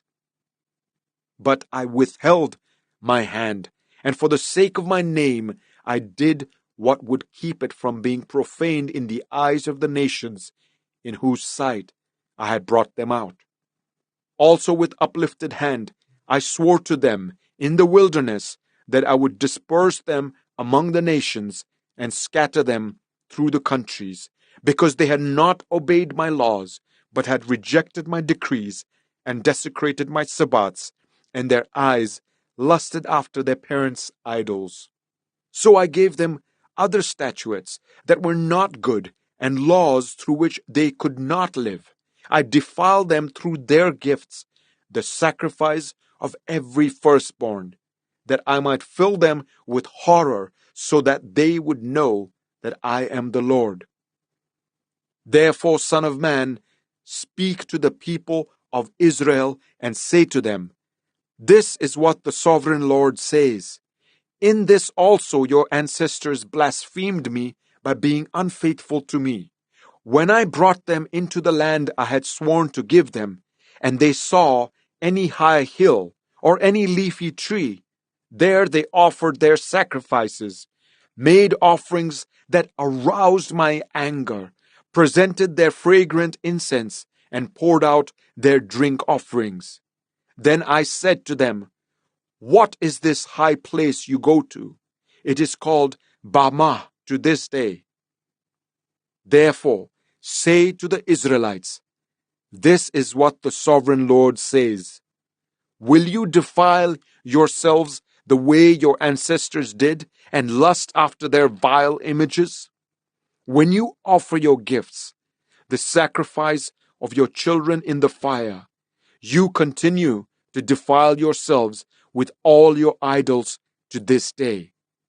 Am I to let you inquire of me, you Israelites? As surely as I live, declares the sovereign Lord, I will not let you inquire of me. You say, we want to be like the nations, like the peoples of the world who serve wood and stone. But what you have in mind will never happen. As surely as I live, declares the sovereign Lord, I will reign over you with a mighty hand and an outstretched arm and with outpoured wrath. I will bring you from the nations and gather you from the countries where you have been scattered with a mighty hand and an outstretched arm and with outpoured wrath. I will bring you into the wilderness of the nations, and there, face to face, I will execute judgment upon you. As I judged your ancestors in the wilderness of the land of Egypt, so I will judge you, declares the sovereign Lord. I will take note of you as you pass under my rod, and I will bring you into the bond of the covenant. I will purge you of those who revolt and rebel against me. Although I will bring them out of the land where they are living, yet they will not enter the land of Israel. Then you will know that I am the Lord. As for you, people of Israel, this is what the sovereign Lord says. Go and serve your idols, every one of you. But afterwards you will surely listen to me and no longer profane my holy name with your gifts and idols. For on my holy mountain, the high mountain of Israel, declares the sovereign Lord, there in the land all the people of Israel will serve me, and there I will accept them. There I will require your offerings and your choice gifts, along with all your holy sacrifices. I will accept you as fragrant incense when I bring you out from the nations and gather you from the countries where you have been scattered, and I will be proved holy through you in the sight of the nations. Then you will know that I am the Lord, when I bring you into the land of Israel, the land I had sworn with uplifted hand to give to your ancestors. There you will remember your conduct and all the actions by which you have defiled yourselves, and you will loathe yourselves for all the evil you have done. You will know that I am the Lord when I deal with you for my name's sake, and not according to your evil ways and your corrupt practices, you people of Israel, declares the sovereign Lord. The word of the Lord came to me, Son of man, set your face towards the south. Preach against the south and prophesy against the forest of the southland. Say to the southern forest, hear the word of the Lord. This is what the sovereign Lord says. I am about to set fire to you, and it will consume all your trees, both green and dry. The blazing flame will not be quenched, and every face from south to north will be scorched by it. Everyone will see that I, the Lord, have kindled it. It will not be quenched. Then I said, Sovereign Lord, they are saying of me, isn't he just telling parables? Ezekiel 21. The word of the Lord came to me, Son of man, set your face against Jerusalem and preach against the sanctuary. Prophesy against the land of Israel and say to her, this is what the Lord says, I am against you. I will draw my sword from its sheath and cut off from you both the righteous and the wicked. Because I'm going to cut off the righteous and the wicked, my sword will be unsheathed against everyone from south to north. Then all people will know that I, the Lord, have drawn my sword from its sheath. It will not return again. Therefore groan, son of man, groan before them with broken heart and bitter grief. And when they ask you, why are you groaning? You shall say, because of the news that is coming. Every heart will melt with fear, and every hand go limp. Every spirit will become faint, and every leg will be wet with urine. It is coming. It will surely take place, declares the sovereign Lord. The word of the Lord came to me. Son of man, prophesy and say, this is what the Lord says. A sword, sharpened and polished, sharpened for the slaughter, polished to flash like lightning. Shall we rejoice in the scepter of my royal son? The sword despises every such stick. The sword is appointed to be polished, to be grasped with the hand. It is sharpened and polished, made ready for the hand of the slayer. Cry out and wail, Son of man, for it is against my people. It is against all the princes of Israel. They are thrown to the sword along with my people. Therefore, beat your breasts. Testing will surely come. And what if even the scepter which the sword despises does not continue? Declares the sovereign Lord. So then, Son of man, prophesy and strike your hands together. Let the sword strike twice, even 3 times.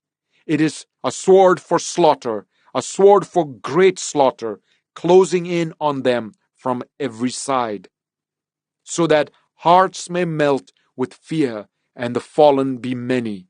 I have stationed the sword for slaughter at all their gates. Look, it is forged to strike like lightning. It is grasped for slaughter. Slash to the right, you sword, then to the left, wherever your blade is turned. I too will strike my hands together, and my wrath will subside. I, the Lord, have spoken. The word of the Lord came to me. Son of man, mark out 2 roads for the sword of the king of Babylon to take, both starting from the same country. Make a signpost where the road branches off to the city. Mark out 1 road for the sword to come against Rabbah of the Ammonites, and another against Judah and fortified Jerusalem. For the king of Babylon will stop at the fork in the road, at the junction of the 2 roads, to seek an omen. He will cast lots with arrows. He will consult his idols. He will examine the liver. Into his right hand will come the lot for Jerusalem, where he is set up battering rams to give the command to slaughter, to sound the battle cry, to set battering rams against the gates, to build a ramp, and to erect siege works. It will seem like a false omen to those who have sworn allegiance to him, but he will remind them of their guilt and take them captive. Therefore, this is what the sovereign Lord says. Because you people have brought to mind your guilt by your open rebellion, revealing your sins in all that you do, because you have done this, you will be taken captive. You profane and wicked prince of Israel, whose day has come, whose time of punishment has reached its climax. This is what the sovereign Lord says. Take off the turban, remove the crown. It will not be as it was. The lowly will be exalted, and the exalted will be brought low. A ruin, I will make it a ruin. The crown will not be restored until he to whom it rightfully belongs shall come. To him I will give it. And you, Son of man, prophesy and say, this is what the sovereign Lord says about the Ammonites and their insults. A sword, drawn for the slaughter, polished to consume and to flash like lightning. Despite false visions concerning you and lying divinations about you, it will be laid on the necks of the wicked who are to be slain, whose day has come, whose time of punishment has reached its climax. Let the sword return to its sheath. In the place where you were created, in the land of your ancestry, I will judge you. I will pour out my wrath on you and breathe out my fiery anger against you. I will deliver you into the hands of brutal men, men skilled in destruction. You will be fuel for the fire. Your blood will be shed in your land. You will be remembered no more, for I, the Lord, have spoken. Ezekiel 22. The word of the Lord came to me. Son of man, will you judge her? Will you judge this city of bloodshed? Then confront her with all her detestable practices and say, this is what the sovereign Lord says. You city that brings on herself doom by shedding blood in her midst and defiles herself by making idols. You have become guilty because of the blood you have shed and have become defiled by the idols you have made. You have brought your days to a close and the end of your years has come. Therefore, I will make you an object of scorn to the nations and a laughing stock to all the countries. Those who are near and those who are far away will mock you, you infamous city full of turmoil. See how each of the princes of Israel who are in you uses his power to shed blood. In you they have treated father and mother with contempt. In you they have oppressed the foreigner and ill-treated the fatherless and the widow. You have despised my holy things and desecrated my Sabbats. In you are slanderers who are bent on shedding blood. In you are those who eat at the mountain shrines and commit lewd acts. In you are those who dishonor their father's bed.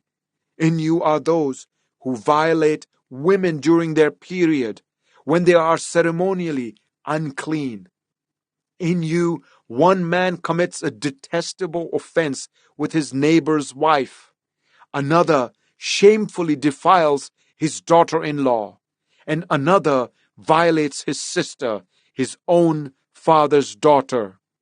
In you are people who accept bribes to shed blood. You take interest and make a profit from the poor. You extort unjust gain from your neighbors, and you have forgotten me, declares the sovereign Lord. I will surely strike my hands together at the unjust gain you have made and at the blood you have shed in your midst. Will your courage endure, or your hands be strong in the day I deal with you? I, the Lord, have spoken, and I will do it. I will disperse you among the nations and scatter you through the countries, and I will put an end to your uncleanness. When you have been defiled in the eyes of the nations, you will know that I am the Lord. Then the word of the Lord came to me, Son of man, the people of Israel have become dross to me. All of them are the copper, tin, iron, and lead left inside a furnace. They are but the dross of silver. Therefore, this is what the sovereign Lord says. Because you have all become dross, I will gather you into Jerusalem. As silver, copper, iron, lead, and tin are gathered into a furnace to be melted with a fiery blast, so will I gather you in my anger and my wrath and put you inside the city and melt you. I will gather you and I will blow on you with my fiery wrath, and you will be melted inside her. As silver is melted in a furnace, so you will be melted inside her, and you will know that I, the Lord, have poured out my wrath on you. Again the word of the Lord came to me. Son of man, say to the land, you are a land that has not been cleansed or rained on in the day of wrath. There is a conspiracy of her princess within her like a roaring lion tearing its prey. They devour people, take treasures and precious things, and make many widows within her. Her priests do violence to my law and profane my holy things. They do not distinguish between the holy and the common. They teach that there is no difference between the unclean and the clean. And they shut their eyes to the keeping of my Sabbats, so that I am profaned among them. Her officials within her are like wolves tearing their prey. They shed blood and kill people to make unjust gain. Her prophets whitewash these deeds for them by false visions and lying divinations. They say, "This is what the sovereign Lord says," when the Lord has not spoken. The people of the land practice extortion and commit robbery. They oppress the poor and needy and ill-treat the foreigner, denying them justice. I looked for someone among them who would build up the wall and stand before me in the gap on behalf of the land, so that I would not have to destroy it. But I found no one. So I will pour out my wrath on them and consume them with my fiery anger, bringing down on their own heads all they have done, declares the sovereign Lord. Ezekiel 23. The word of the Lord came to me, "Son of man, there were two women, daughters of the same mother. They became prostitutes in Egypt, engaging in prostitution from their youth. In that land, their breasts were fondled and their virgin bosoms caressed. The elder one was named Oholah, and her sister was Oholibah. They were mine and gave birth to sons and daughters. Oholah is Samaria, and Oholibah is Jerusalem. Oholah engaged in prostitution while she was still mine, and she lusted after her lovers, the Assyrians, warriors clothed in blue, governors and commanders, all of them handsome young men and mounted horsemen. She gave herself as a prostitute to all the elite of the Assyrians, and defiled herself with all the idols of everyone she lusted after. She did not give up the prostitution she began in Egypt, when during her youth men slept with her, caressed her virgin bosom, and poured out their lust on her. Therefore I delivered her into the hands of her lovers, the Assyrians, for whom she lusted. They stripped her naked, took away her sons and daughters, and killed her with the sword. She became a byword among women, and punishment was inflicted on her. Her sister Oholibah saw this, yet in her lust and prostitution she was more depraved than her sister. She too lusted after the Assyrians, governors and commanders, warriors in full dress, mounted horsemen, all handsome young men. I saw that she too defiled herself. Both of them went the same way. But she carried her prostitution still further. She saw men portrayed on a wall, figures of Chaldeans portrayed in red, with belts round their waists and flowing turbans on their heads. All of them looked like Babylonian chariot officers, natives of Chaldea. As soon as she saw them, she lusted after them and sent messengers to them in Chaldea. Then the Babylonians came to her, to the bed of love, and in their lust they defiled her. After she had been defiled by them, she turned away from them in disgust. When she carried on her prostitution openly and exposed her naked body, I turned away from her in disgust, just as I had turned away from her sister. Yet she became more and more promiscuous as she recalled the days of her youth, when she was a prostitute in Egypt. There she lusted after her lovers, whose genitals were like those of donkeys, and whose emission was like that of horses. So you longed for the lewdness of your youth, when in Egypt your bosom was caressed, and your young breasts fondled. Therefore, Oholibah, this is what the sovereign Lord says: I will stir up your lovers against you, those you turned away from in disgust, and I will bring them against you from every side. The Babylonians and all the Chaldeans, the men of Pekod and Shoah and Koah, and all the Assyrians with them, handsome young men, all of them governors and commanders, chariot officers, and men of high rank, all mounted on horses. They will come against you with weapons, chariots, and wagons, and with a throng of people. They will take up positions against you on every side with large and small shields and with helmets. I will turn you over to them for punishment, and they will punish you according to their standards. I will direct my jealous anger against you, and they will deal with you in fury. They will cut off your noses and your ears, and those of you who are left will fall by the sword. They will take away your sons and daughters, and those of you who are left will be consumed by fire. They will also strip you of your clothes and take your fine jewelry. So I will put a stop to the lewdness and prostitution you began in Egypt. You will not look on these things with longing or remember Egypt anymore. For this is what the sovereign Lord says: I am about to deliver you into the hands of those you hate, to those you turned away from in disgust. They will deal with you in hatred and take away everything you have worked for. They will leave you stark naked, and the shame of your prostitution will be exposed.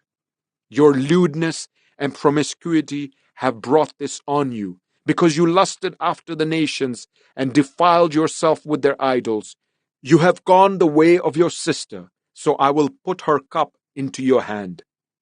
This is what the sovereign Lord says: you will drink your sister's cup, a cup large and deep. It will bring scorn and derision, for it holds so much. You will be filled with drunkenness and sorrow, the cup of ruin and desolation, the cup of your sister Samaria. You will drink it and drain it dry, and chew on its pieces, and you will tear your breasts. I have spoken, declares the sovereign Lord. Therefore, this is what the sovereign Lord says: since you have forgotten me and turned your back on me, you must bear the consequences of your lewdness and prostitution. The Lord said to me, Son of man, will you judge Oholah and Oholibah? Then confront them with their detestable practices, for they have committed adultery, and blood is on their hands. They committed adultery with their idols. They even sacrificed their children, whom they bore to me, as food for them. They have also done this to me. At that same time, they defiled my sanctuary and desecrated my Sabbats. On the very day they sacrificed their children to their idols, they entered my sanctuary and desecrated it. That is what they did in my house. They even sent messengers for men who came from far away, and when they arrived, you bathed yourself for them, applied eye makeup, and put on your jewelry. You sat on an elegant couch with a table spread before it, on which you had placed the incense and olive oil that belonged to me. The noise of a carefree crowd was around her. Drunkards were brought from the desert along with men from the rabble, and they put bracelets on the wrists of the woman and her sister and beautiful crowns on their heads. Then I said about the one worn out by adultery, now let them use her as a prostitute, for that is all she is. And they slept with her, as men sleep with a prostitute. So they slept with those lewd women Oholah and Oholibah, but righteous judges will sentence them to the punishment of women who commit adultery and shed blood, because they are adulterers and blood is on their hands. This is what the sovereign Lord says.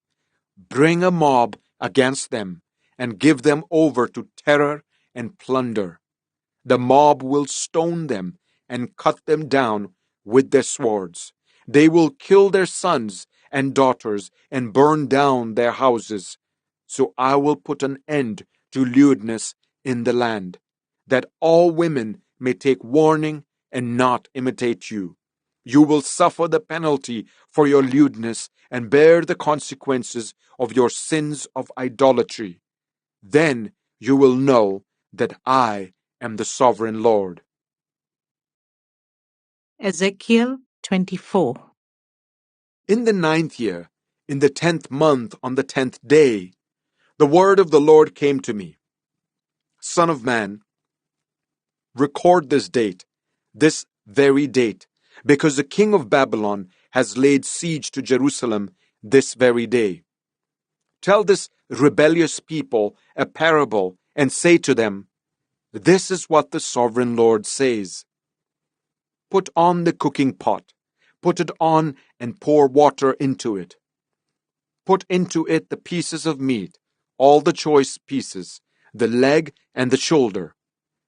Fill it with the best of these bones. Take the pick off the flock. Pile wood beneath it for the bones. Bring it to the boil and cook the bones in it. For this is what the sovereign Lord says. Woe to the city of bloodshed, to the pot now encrusted, whose deposit will not go away. Take the meat out, piece by piece, in whatever order it comes. For the blood she shed is in her midst. She poured it on the bare rock. She did not pour it on the ground, where the dust would cover it. To stir up wrath and take revenge, I put her blood on the bare rock, so that it would not be covered. Therefore, this is what the sovereign Lord says. Woe to the city of bloodshed! I, too, will pile the wood high. So heap on the wood and kindle the fire. Cook the meat well, mixing in the spices, and let the bones be charred. Then set the empty pot on the coals till it becomes hot and its copper glows, so that its impurities may be melted and its deposit burned away. It has frustrated all efforts. Its heavy deposit has not been removed, not even by fire. Now your impurity is lewdness, because I tried to cleanse you, but you would not be cleansed from your impurity. You will not be clean again until my wrath against you has subsided.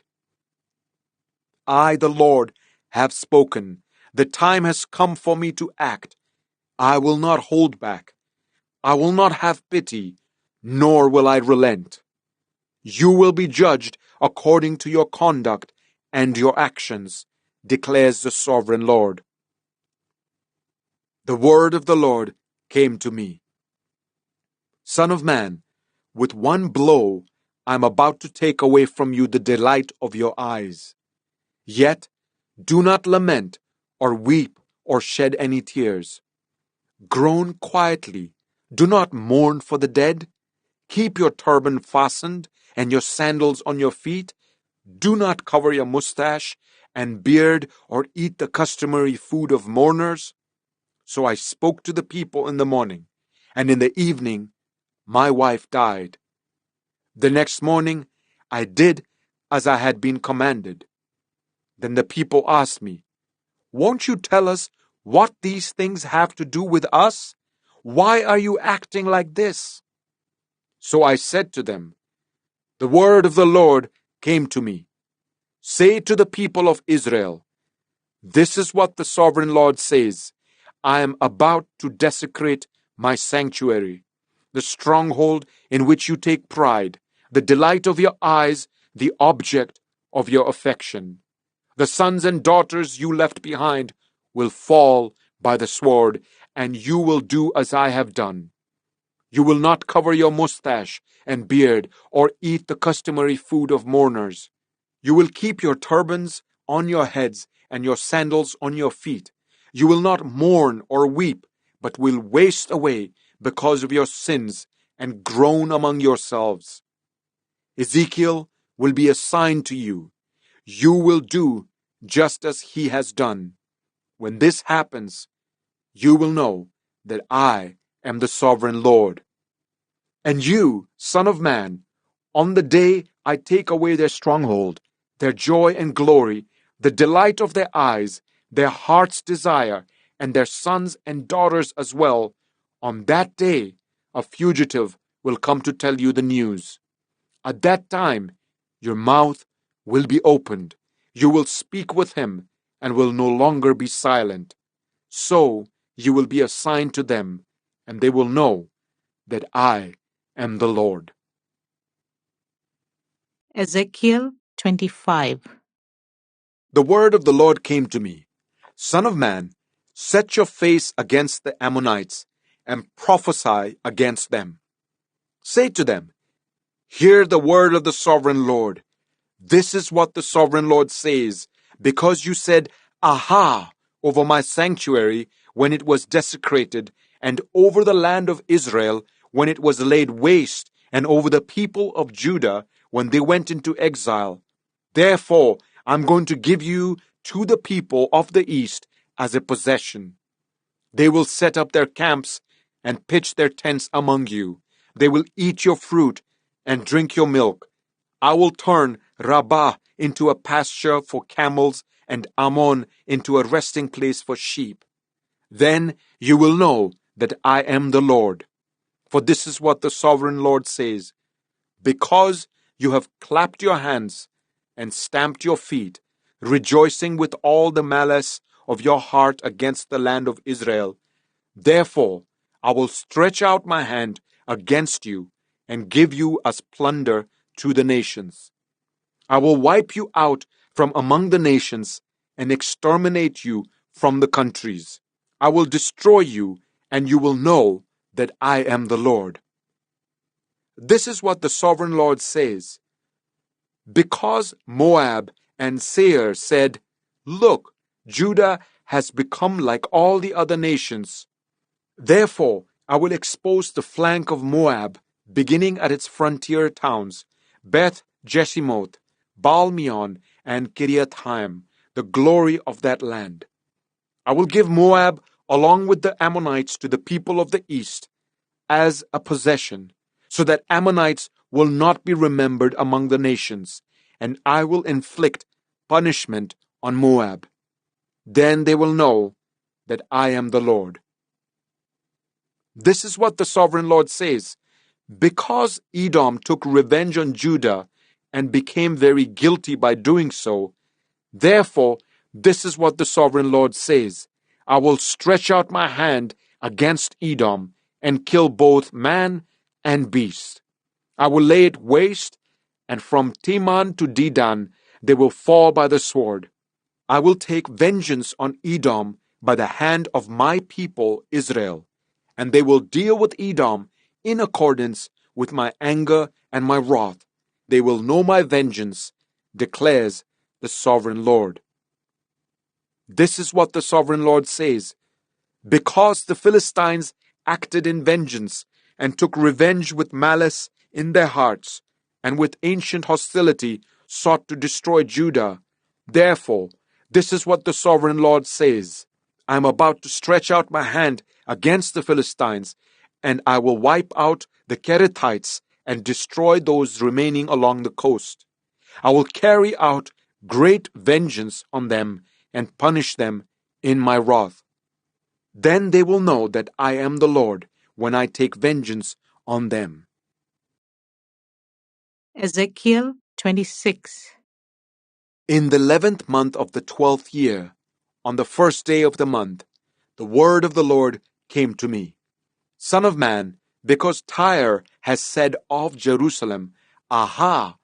The gate to the nations is broken, and its doors have swung open to me, Now that she lies in ruins, I will prosper. Therefore, this is what the sovereign Lord says: I am against you, Tyre, and I will bring many nations against you, like the sea casting up its waves. They will destroy the walls of Tyre and pull down her towers. I will scrape away her rubble and make her a bare rock. Out in the sea she will become a place to spread fishing nets, for I have spoken, declares the sovereign Lord. She will become plunder for the nations, and her settlements on the mainland will be ravaged by the sword. Then they will know that I am the Lord. For this is what the sovereign Lord says: from the north I am going to bring against Tyre Nebuchadnezzar, king of Babylon, king of kings, with horses and chariots, with horsemen and a great army. He will ravage your settlements on the mainland with the sword. He will set up siege works against you, build a ramp up to your walls, and raise his shields against you. He will direct the blows of his battering rams against your walls and demolish your towers with his weapons. His horses will be so many that they will cover you with dust. Your walls will tremble at the noise of the war horses, wagons, and chariots when he enters your gates, as men enter a city whose walls have been broken through. The hooves of his horses will trample all your streets. He will kill your people with the sword, and your strong pillars will fall to the ground. They will plunder your wealth and loot your merchandise. They will break down your walls and demolish your fine houses and throw your stones, timber, and rubble into the sea. I will put an end to your noisy songs, and the music of your harps will be heard no more. I will make you a bare rock, and you will become a place to spread fishing nets. You will never be rebuilt, for I, the Lord, have spoken, declares the sovereign Lord. This is what the sovereign Lord says to Tyre: will not the coastlands tremble at the sound of your fall, when the wounded groan and the slaughter takes place in you? Then all the princes of the coast will step down from their thrones and lay aside their robes and take off their embroidered garments. Clothed with terror, they will sit on the ground, trembling every moment, appalled at you. Then they will take up a lament concerning you and say to you, how you are destroyed, city of renown, peopled by men of the sea. You were a power on the seas. You and your citizens, you put your terror on all who lived there. Now the coastlands tremble on the day of your fall. The islands in the sea are terrified at your collapse. This is what the sovereign Lord says: when I make you a desolate city, like cities no longer inhabited, and when I bring the ocean depths over you, and its vast waters cover you, then I will bring you down with those who go down to the pit, to the people of long ago. I will make you dwell in the earth below, as in ancient ruins with those who go down to the pit, and you will not return or take your place in the land of the living. I will bring you to a horrible end, and you will be no more. You will be sought, but you will never again be found, declares the sovereign Lord. Ezekiel 27. The word of the Lord came to me: Son of man, take up a lament concerning Tyre. Say to Tyre, situated at the gateway to the sea, merchant of peoples on many coasts, this is what the sovereign Lord says. You say, Tyre, I'm perfect in beauty. Your domain was on the high seas. Your builders brought your beauty to perfection. They made all your timbers of juniper from Senir. They took a cedar from Lebanon to make a mast for you. Of oaks from Bashan, they made your oars. Of cypress wood from the coasts of Cyprus. They made your deck, adorned with ivory. Fine embroidered linen from Egypt was your sail and served as your banner. Your awnings were of blue and purple from the coasts of Elisha. Men of Sidon and Arvad were your oarsmen. Your skilled men, Tyre, were aboard as your sailors. Veteran craftsmen of Byblos were on board as shipwrights to caulk your seams. All the ships of the sea and their sailors came alongside to trade for your wares. Men of Persia, Lydia, and Put served as soldiers in your army. They hung their shields and helmets on your walls, bringing your splendor. Men of Arvad and Helek guarded your walls on every side. Men of Gamad were in your towers. They hung their shields around your walls. They brought your beauty to perfection. Tarshish did business with you because of your great wealth of goods. They exchanged silver, iron, tin, and lead for your merchandise. Greece, Tubal, and Meshech did business with you. They traded human beings and articles of bronze for your wares. Men of Beth Togarmah exchanged chariot horses, cavalry horses, and mules for your merchandise. The men of Rhodes traded with you, and many coastlands were your customers. They paid you with ivory tusks and ebony. Aram did business with you because of your many products. They exchanged turquoise, purple fabric, embroidered work, fine linen, coral, and rubies for your merchandise. Judah and Israel traded with you.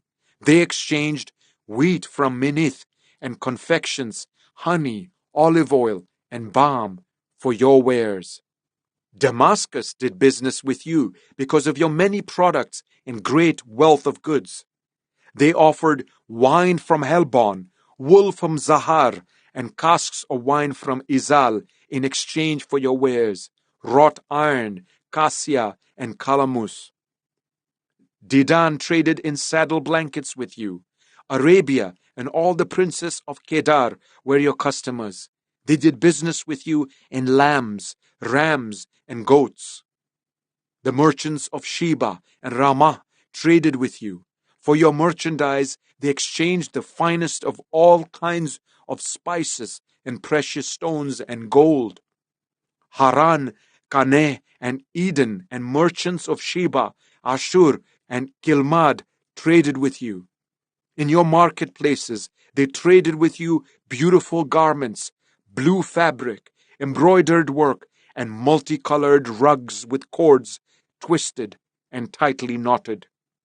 The ships of Tarshish serve as carriers for your wares. You are filled with heavy cargo as you sail the sea.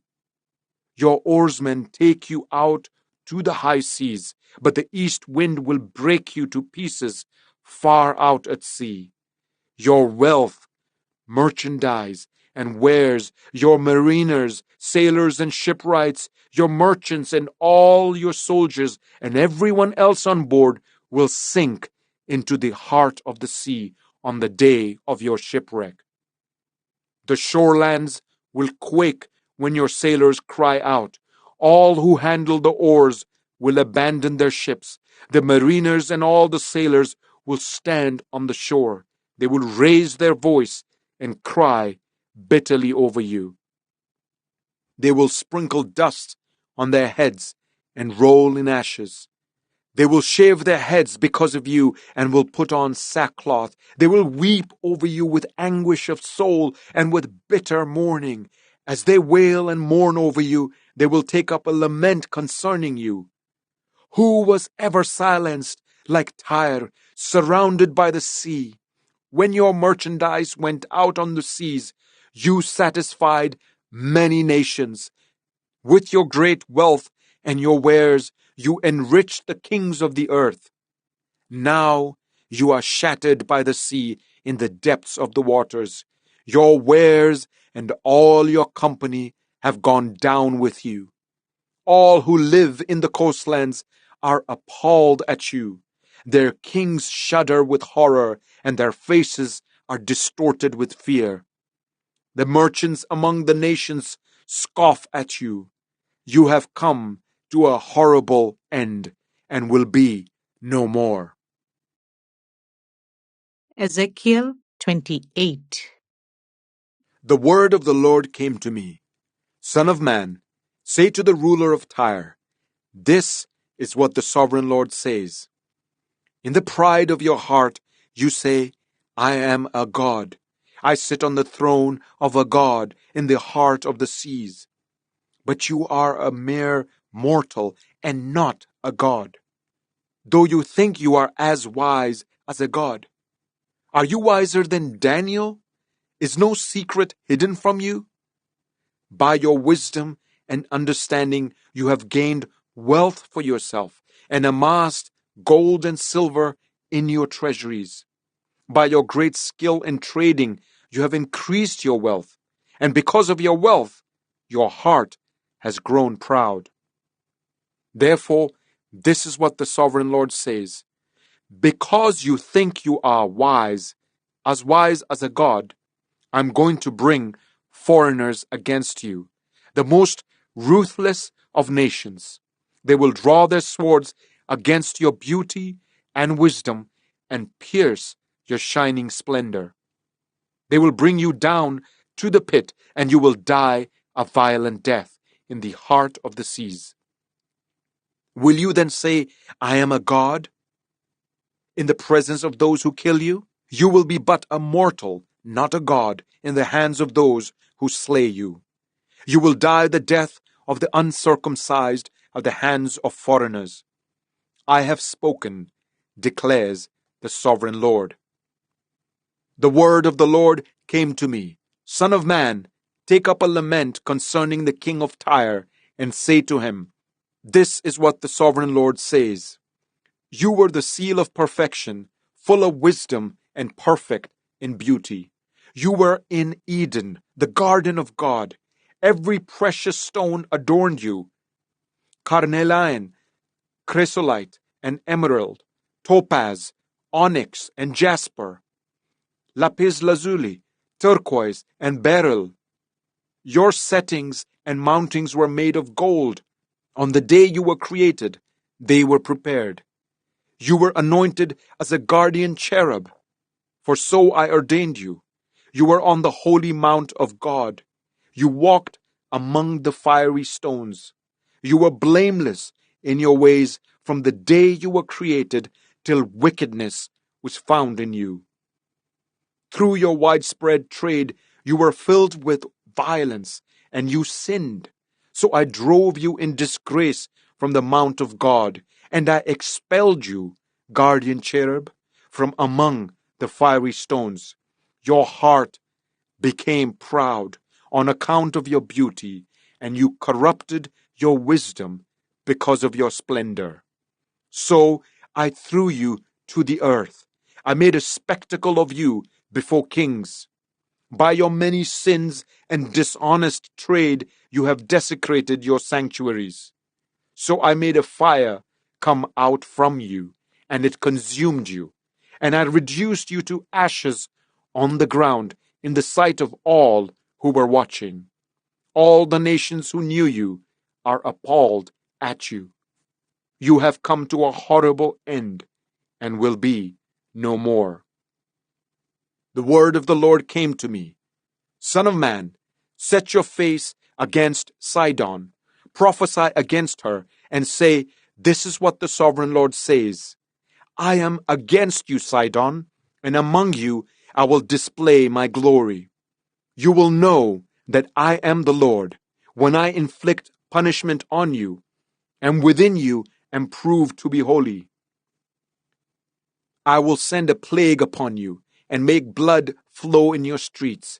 The slain will fall within you, with the sword against you on every side. Then you will know that I am the Lord. No longer will the people of Israel have malicious neighbors who are painful briars and sharp thorns. Then they will know that I am the sovereign Lord. This is what the sovereign Lord says. When I gather the people of Israel from the nations where they have been scattered, I will be proved holy through them in the sight of the nations. Then they will live in their own land, which I gave to my servant Jacob. They will live there in safety and will build houses and plant vineyards. They will live in safety when I inflict punishment on all their neighbors who malign them. Then they will know that I am the Lord, their God. Ezekiel 29. In the 10th year, in the 10th month, on the 12th day, the word of the Lord came to me. Son of man, set your face against Pharaoh, king of Egypt, and prophesy against him and against all Egypt. Speak to him and say, this is what the sovereign Lord says. I am against you, Pharaoh, king of Egypt, you great monster lying among your streams. You say, the Nile belongs to me. I made it for myself.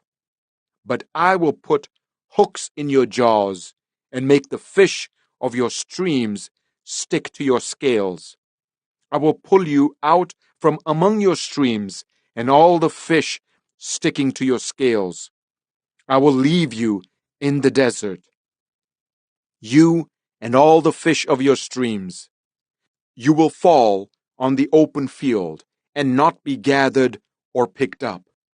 I will give you as food to the beasts of the earth and the birds of the sky.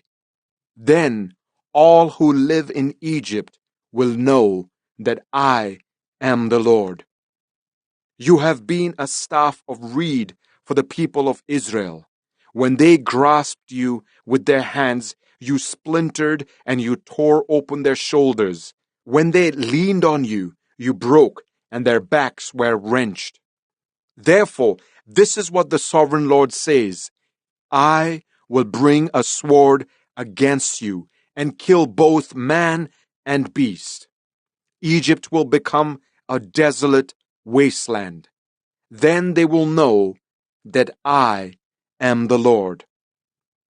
Because you said, the Nile is mine, I made it. Therefore, I am against you and against your streams, and I will make the land of Egypt a ruin and a desolate waste from Migdol to Aswan, as far as the border of Cush. The foot of neither man nor beast will pass through it. No one will live there for 40 years. I will make the land of Egypt desolate among devastated lands, and her cities will lie desolate for 40 years among ruined cities. And I will disperse the Egyptians among the nations and scatter them through the countries. Yet, this is what the sovereign Lord says. At the end of 40 years, I will gather the Egyptians from the nations where they were scattered. I will bring them back from captivity and return them to Upper Egypt, the land of their ancestry. There they will be a lowly kingdom. It will be the lowliest of kingdoms and will never again exalt itself above the other nations. I will make it so weak that it will never again rule over the nations. Egypt will no longer be a source of confidence for the people of Israel, but will be a reminder of their sin in turning to her for help. Then they will know that I am the sovereign Lord. In the 27th year, in the first month, on the first day, the word of the Lord came to me. Son of man, Nebuchadnezzar, king of Babylon, drove his army in a hard campaign against Tyre. Every head was rubbed bare and every shoulder made raw. Yet he and his army got no reward from the campaign he led against Tyre. Therefore, this is what the sovereign Lord says. I'm going to give Egypt to Nebuchadnezzar, king of Babylon, and he will carry off its wealth. He will loot and plunder the land as pay for his army. I have given him Egypt as a reward for his efforts, because he and his army did it for me, declares the sovereign Lord. On that day, I will make a horn grow for the Israelites, and I will open your mouth among them. Then they will know that I am the Lord. Ezekiel 30. The word of the Lord came to me. Son of man, prophesy and say, this is what the sovereign Lord says. Wail and say, alas for that day, for the day is near, the day of the Lord is near, a day of clouds, a time of doom for the nations. A sword will come against Egypt, and anguish will come upon Cush. When the slain fall in Egypt, her wealth will be carried away, and her foundations torn down. Cush and Libya, Lydia and all Arabia, Cub and the people of the covenant land will fall by the sword along with Egypt. This is what the Lord says. The allies of Egypt will fall, and her proud strength will fail. From Migdol to Aswan, they will fall by the sword within her, declares the sovereign Lord. They will be desolate among desolate lands, and their cities will lie among ruined cities. Then they will know that I am the Lord, when I set fire to Egypt, and all her helpers are crushed. On that day, messengers will go out from me in ships to frighten Cush out of her complacency. Anguish will take hold of them on the day of Egypt's doom, for it is sure to come. This is what the sovereign Lord says. I will put an end to the hordes of Egypt by the hand of Nebuchadnezzar, king of Babylon.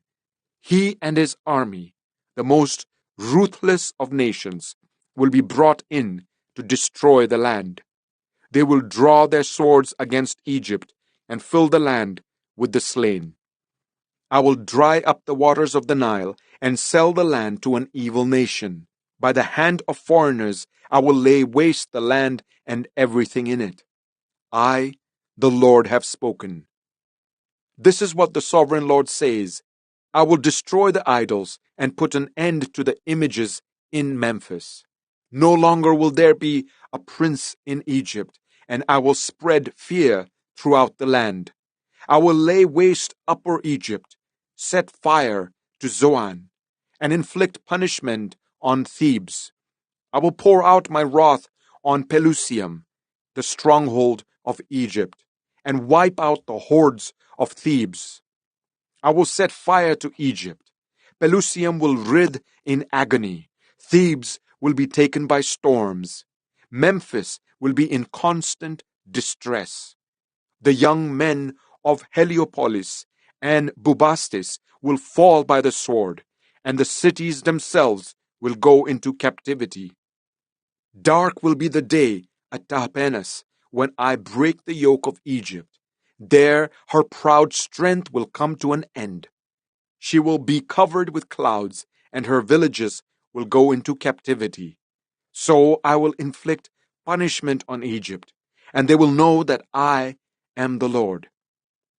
In the 11th year, in the first month on the 7th day, the word of the Lord came to me. Son of man, I have broken the arm of Pharaoh, king of Egypt. It has not been bound up to be healed or put in a splint so that it may become strong enough to hold a sword. Therefore, this is what the sovereign Lord says. I am against Pharaoh, king of Egypt. I will break both his arms, the good arm as well as the broken one, and make the sword fall from his hand. I will disperse the Egyptians among the nations and scatter them through the countries. I will strengthen the arms of the king of Babylon and put my sword in his hand. But I will break the arms of Pharaoh, and he will groan before him like a mortally wounded man. I will strengthen the arms of the king of Babylon, but the arms of Pharaoh will fall limp. Then they will know that I am the Lord, when I put my sword into the hand of the king of Babylon, and he brandishes it against Egypt. I will disperse the Egyptians among the nations and scatter them through the countries. Then they will know that I am the Lord. Ezekiel 31. In the 11th year, in the 3rd month, on the 1st day, the word of the Lord came to me. Son of man, say to Pharaoh, king of Egypt, and to his hordes, who can be compared with you in majesty? Consider Assyria, once a cedar in Lebanon with beautiful branches overshadowing the forest. It towered on high, its top above the thick foliage. The waters nourished it. Deep springs made it grow tall. Their streams flowed all around its base and sent their channels to all the trees of the field. So it towered higher than all the trees of the field. Its boughs increased and its branches grew long, spreading because of abundant waters. All the birds of the sky nested in its boughs. All the wild animals gave birth under its branches. All the great nations lived in its shade. It was majestic in beauty, with its spreading boughs, for its roots went down to abundant waters. The cedars in the garden of God could not rival it, nor could the junipers equal its boughs, nor could the plane trees compare with its branches. No tree in the garden of God could match its beauty.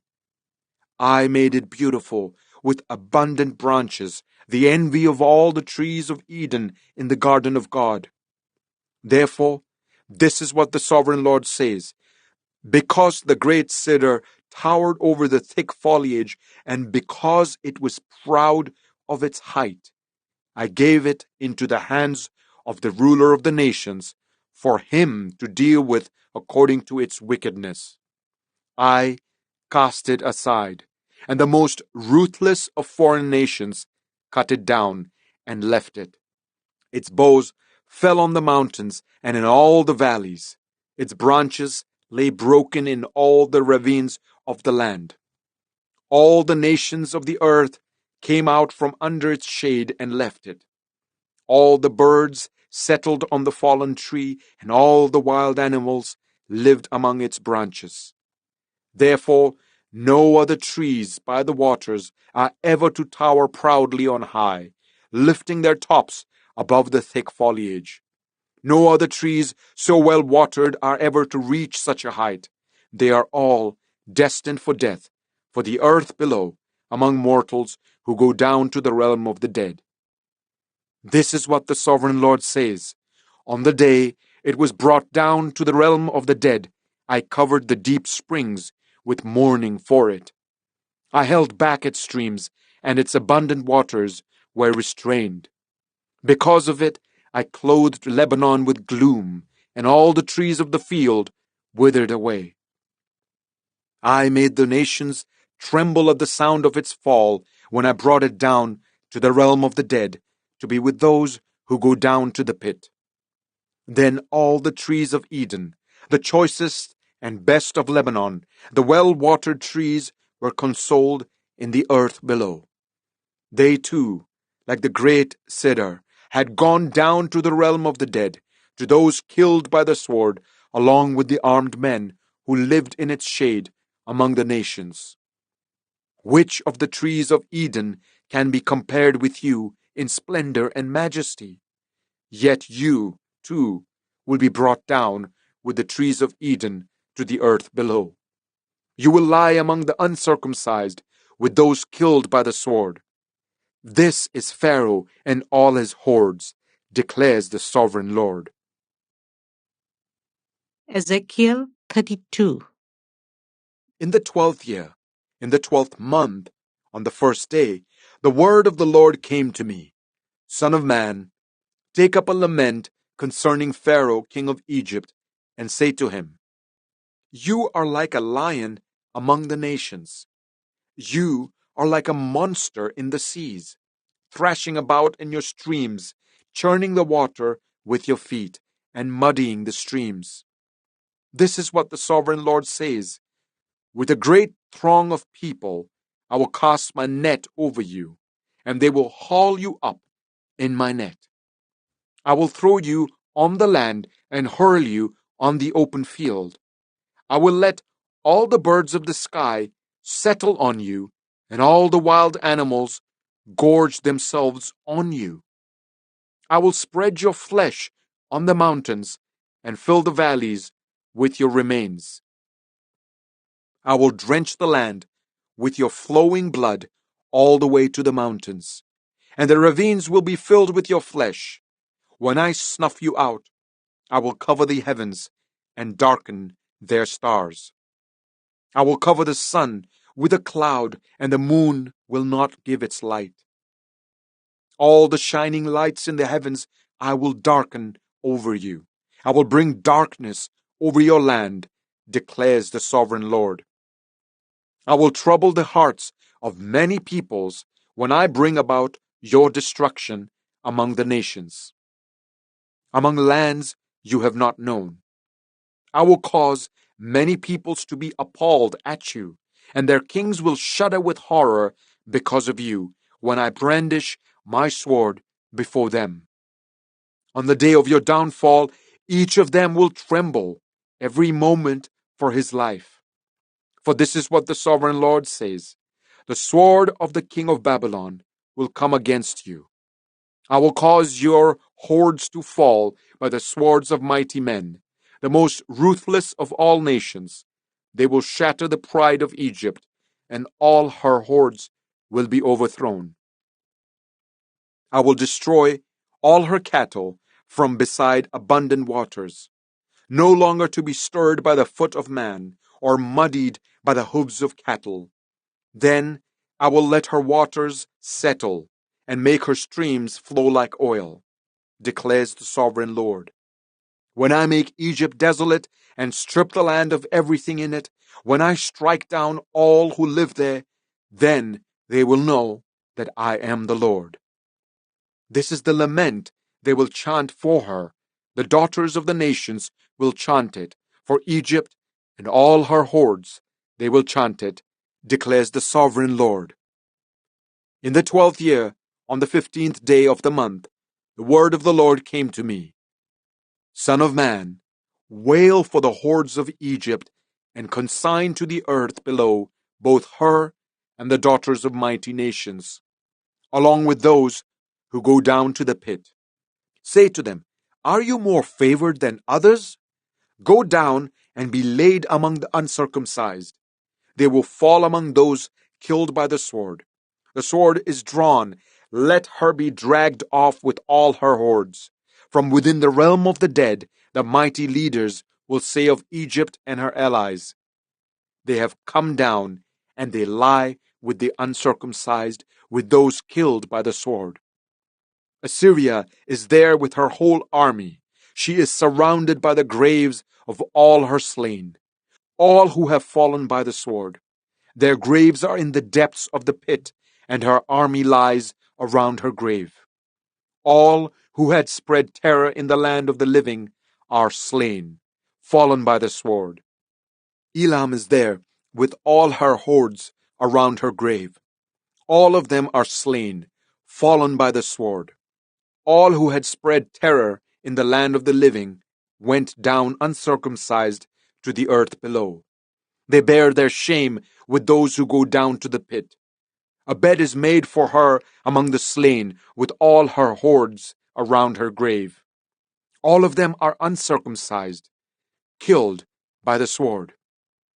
Because their terror had spread in the land of the living, they bear their shame with those who go down to the pit. They are laid among the slain. Meshech and Tubal are there with all their hordes around their graves. All of them are uncircumcised, killed by the sword, because they spread their terror in the land of the living. But they do not lie with the fallen warriors of old, who went down to the realm of the dead with their weapons of war. their swords placed under their heads and their shields resting on their bones, though these warriors also had terrorized the land of the living. You too, Pharaoh, will be broken and will lie among the uncircumcised, with those killed by the sword. Edom is there, her kings and all her princes. Despite their power, they are laid with those killed by the sword. They lie with the uncircumcised, with those who go down to the pit. All the princes of the north and all the Sidonians are there. They went down with the slain in disgrace, despite the terror caused by their power. They lie uncircumcised with those killed by the sword, and bear their shame with those who go down to the pit. Pharaoh, he and all his army, will see them, and he will be consoled for all his hordes that were killed by the sword, declares the sovereign Lord.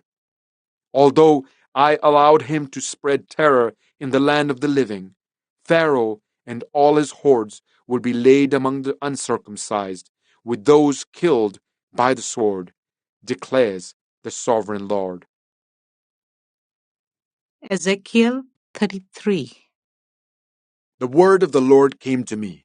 Son of man, speak to your people and say to them, when I bring the sword against the land, and the people of the land choose one of their men and make him their watchman, and he sees the sword coming against the land and blows the trumpet to warn the people, then if anyone hears the trumpet but does not heed the warning, and sword comes and takes their life, their blood will be on their own head.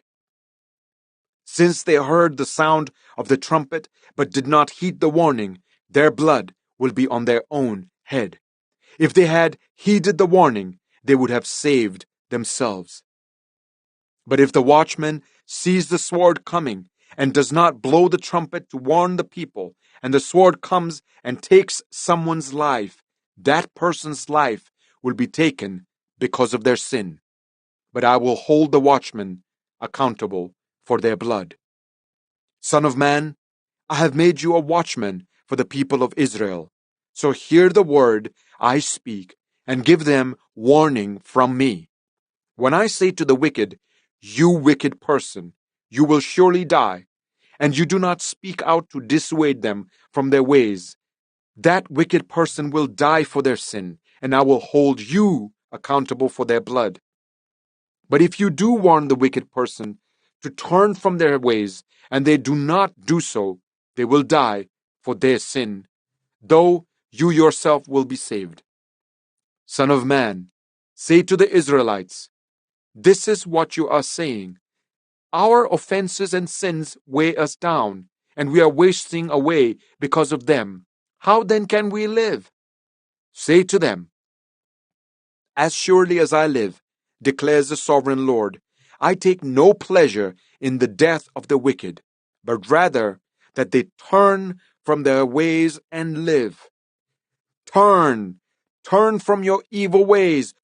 Why will you die, people of Israel?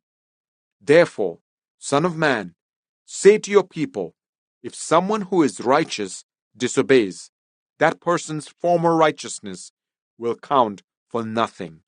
And if someone who is wicked repents, that person's former wickedness will not bring condemnation. The righteous person who sins will not be allowed to live even though they were formerly righteous. If I tell a righteous person that they will surely live, but then they trust in their righteousness and do evil, none of the righteous things that person has done will be remembered. They will die for the evil they have done. And if I say to a wicked person, you will surely die, but they then turn away from their sin and do what is just and right, if they give back what they took in pledge for a loan, return what they have stolen, follow the decrees that give life, and do no evil, that person will surely live. They will not die. None of the sins that person has committed will be remembered against them. They have done what is just and right. They will surely live. Yet your people say, The way of the Lord is not just, but it is their way that is not just. If a righteous person turns from their righteousness and does evil, they will die for it. And if a wicked person turns away from their wickedness and does what is just and right, they will live by doing so. Yet you Israelites say, the way of the Lord is not just, but I will judge each of you according to your own ways.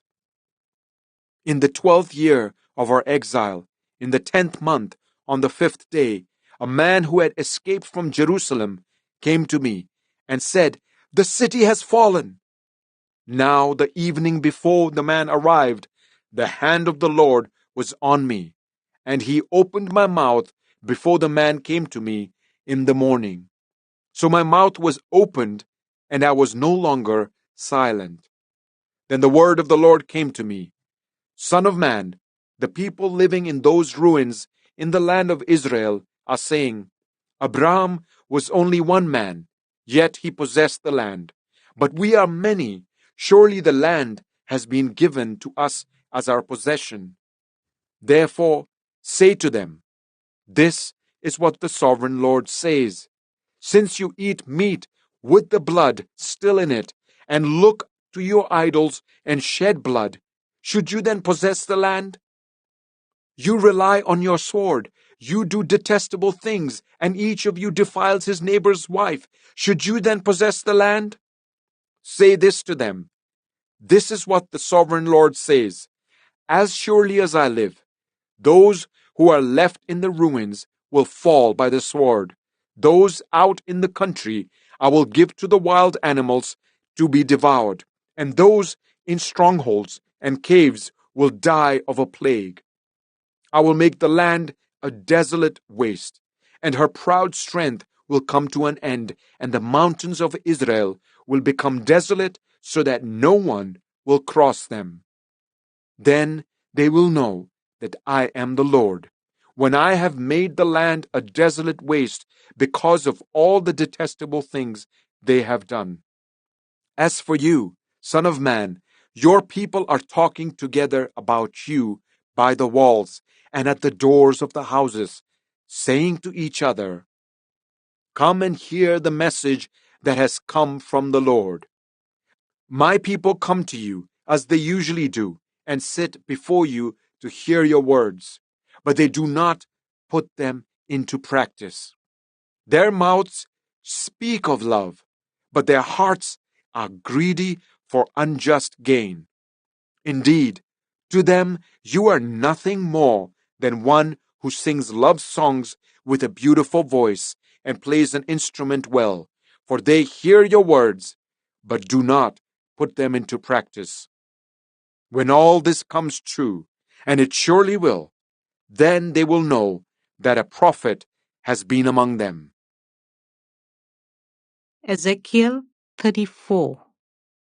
The word of the Lord came to me, Son of man, prophesy against the shepherds of Israel.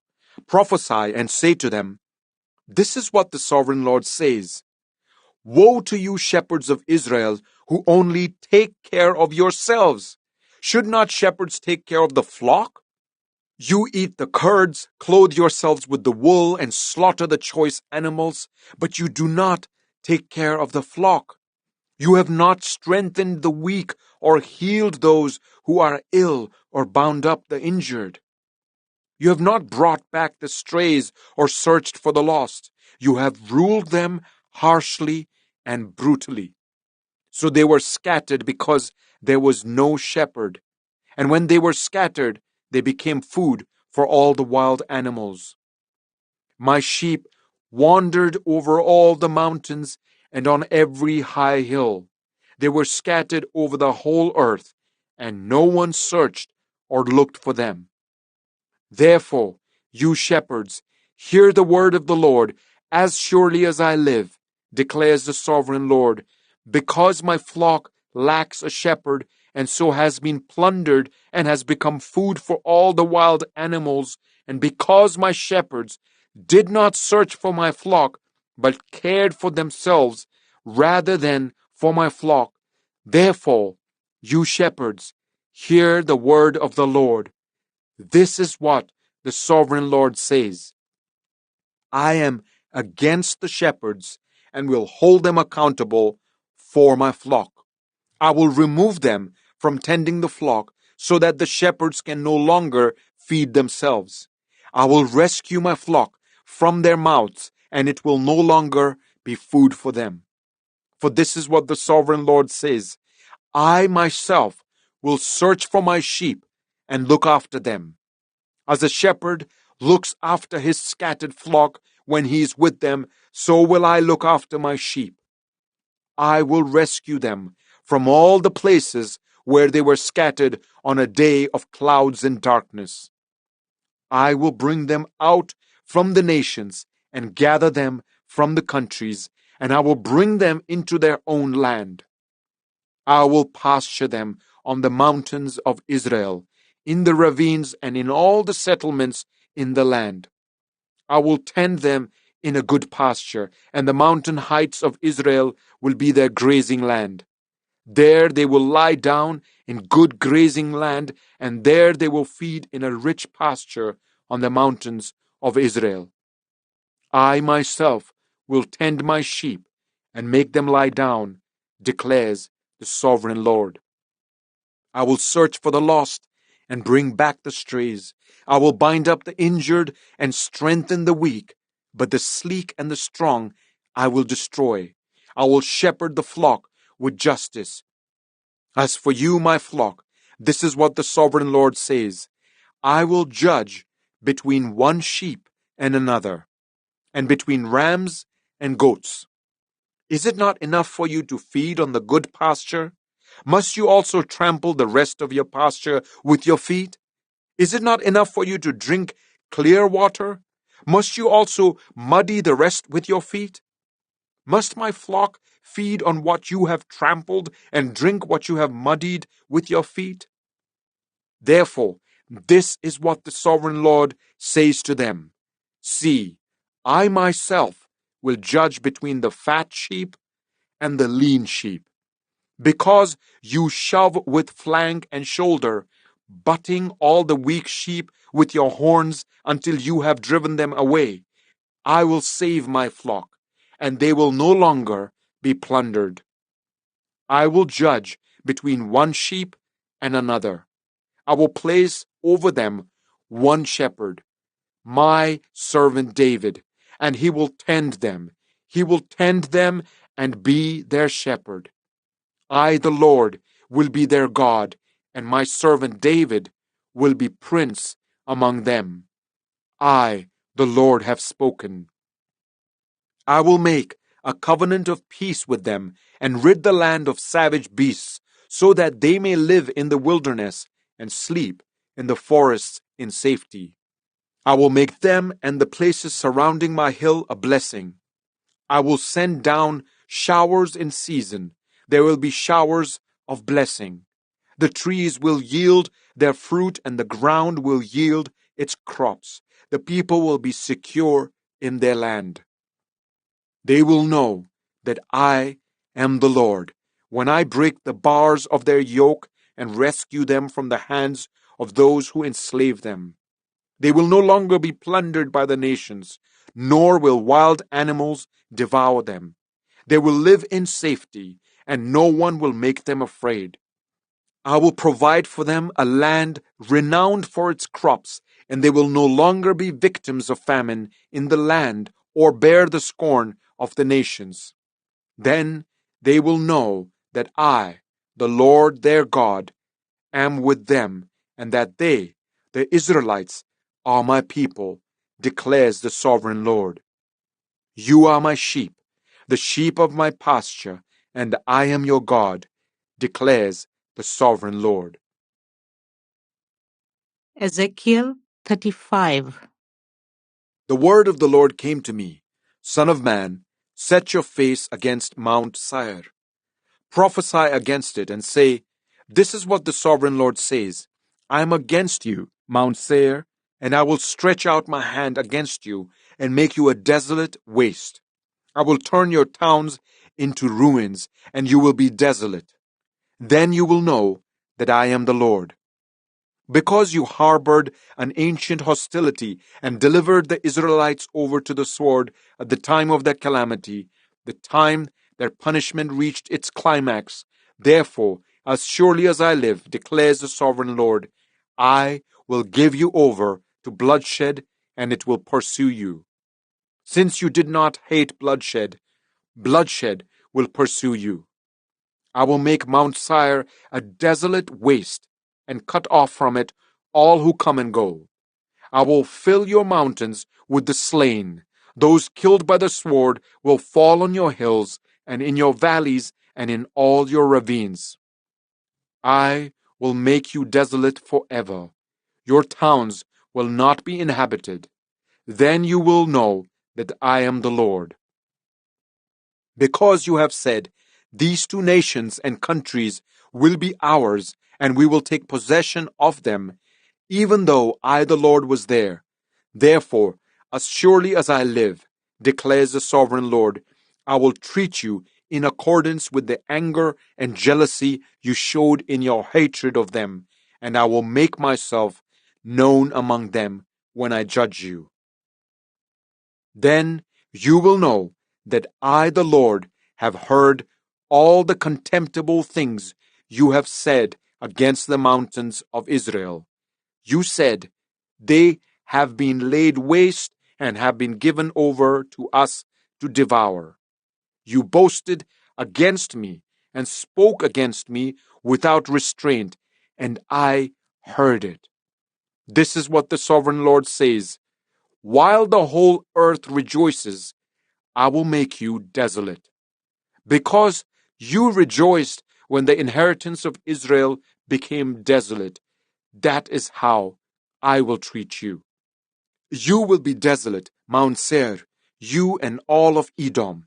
Then they will know that I am the Lord. Ezekiel 36. Son of man, prophesy to the mountains of Israel, and say, Mountains of Israel, hear the word of the Lord. This is what the sovereign Lord says. The enemy said of you, Aha! The ancient heights have become our possession. Therefore, prophesy and say, This is what the sovereign Lord says. Because they ravaged and crushed you from every side, so that you became the possession of the rest of the nations and the object of people's malicious talk and slander. Therefore, mountains of Israel, hear the word of the sovereign Lord. This is what the sovereign Lord says to the mountains and hills, to the ravines and valleys, to the desolate ruins and the deserted towns that have been plundered and ridiculed by the rest of the nations around you. This is what the sovereign Lord says. In my burning zeal, I have spoken against the rest of the nations and against Edom, for with glee and with malice in their hearts they made my land their own possession, so that they might plunder its pasture land. Therefore, prophesy concerning the land of Israel, and say to the mountains and hills, to the ravines and valleys, This is what the sovereign Lord says. I speak in my jealous wrath, because you have suffered the scorn of the nations. Therefore, this is what the sovereign Lord says. I swear with uplifted hand that the nations around you will also suffer scorn. But you, mountains of Israel, will produce branches and fruit for my people Israel, for they will soon come home. I am concerned for you and will look on you with favor. You will be plowed and sown, and I will cause many people to live on you. Yes, all of Israel. The towns will be inhabited and the ruins rebuilt.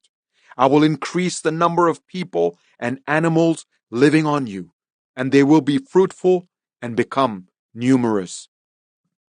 I will settle people on you as in the past, and will make you prosper more than before. Then you will know that I am the Lord. I will cause people, my people Israel, to live on you. They will possess you, and you will be their inheritance. You will never again deprive them of their children. This is what the sovereign Lord says, because some say to you, you devour people and deprive your nation of its children. Therefore, you will no longer devour people or make your nation childless, declares the sovereign Lord. No longer will I make you hear the taunts of the nations, and no longer will you suffer the scorn of the peoples or cause your nation to fall, declares the sovereign Lord. Again, the word of the Lord came to me. Son of man, when the people of Israel were living in their own land, they defiled it by their conduct and their actions. Their conduct was like a woman's monthly uncleanness in my sight.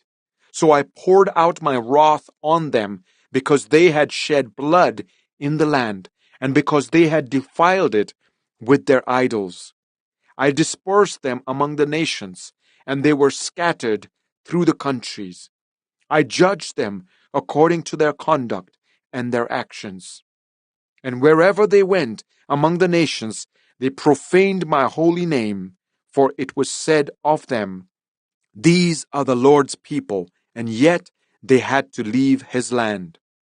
I had concern for my holy name, which the people of Israel profaned among the nations where they had gone.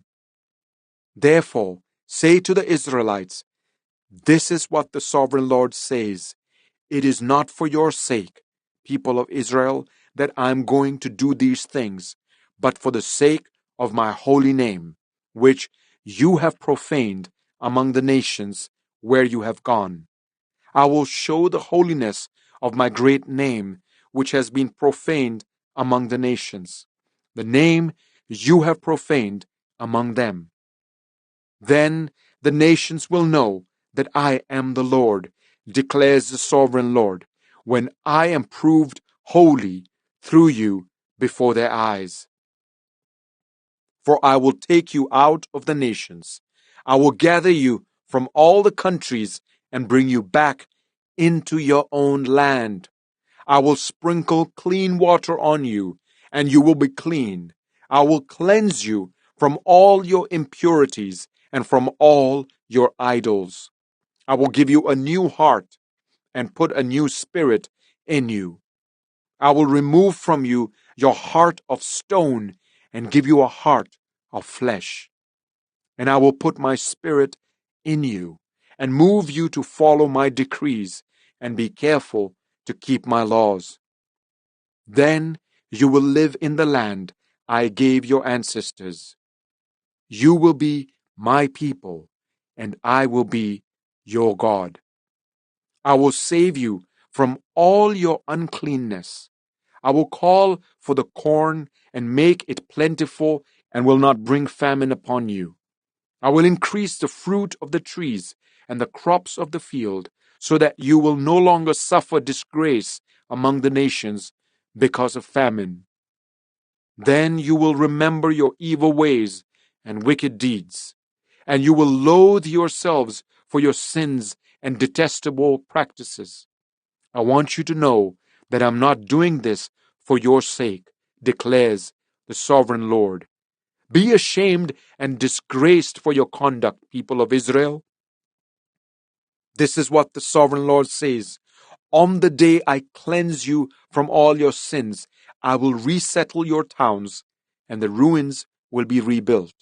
The desolate land will be cultivated instead of lying desolate in the sight of all who pass through it. They will say, this land that was laid waste has become like the Garden of Eden. The cities that were lying in ruins, desolate and destroyed, are now fortified and inhabited. Then the nations around you that remain will know that I, the Lord, have rebuilt what was destroyed and have replanted what was desolate. I, the Lord, have spoken, and I will do it.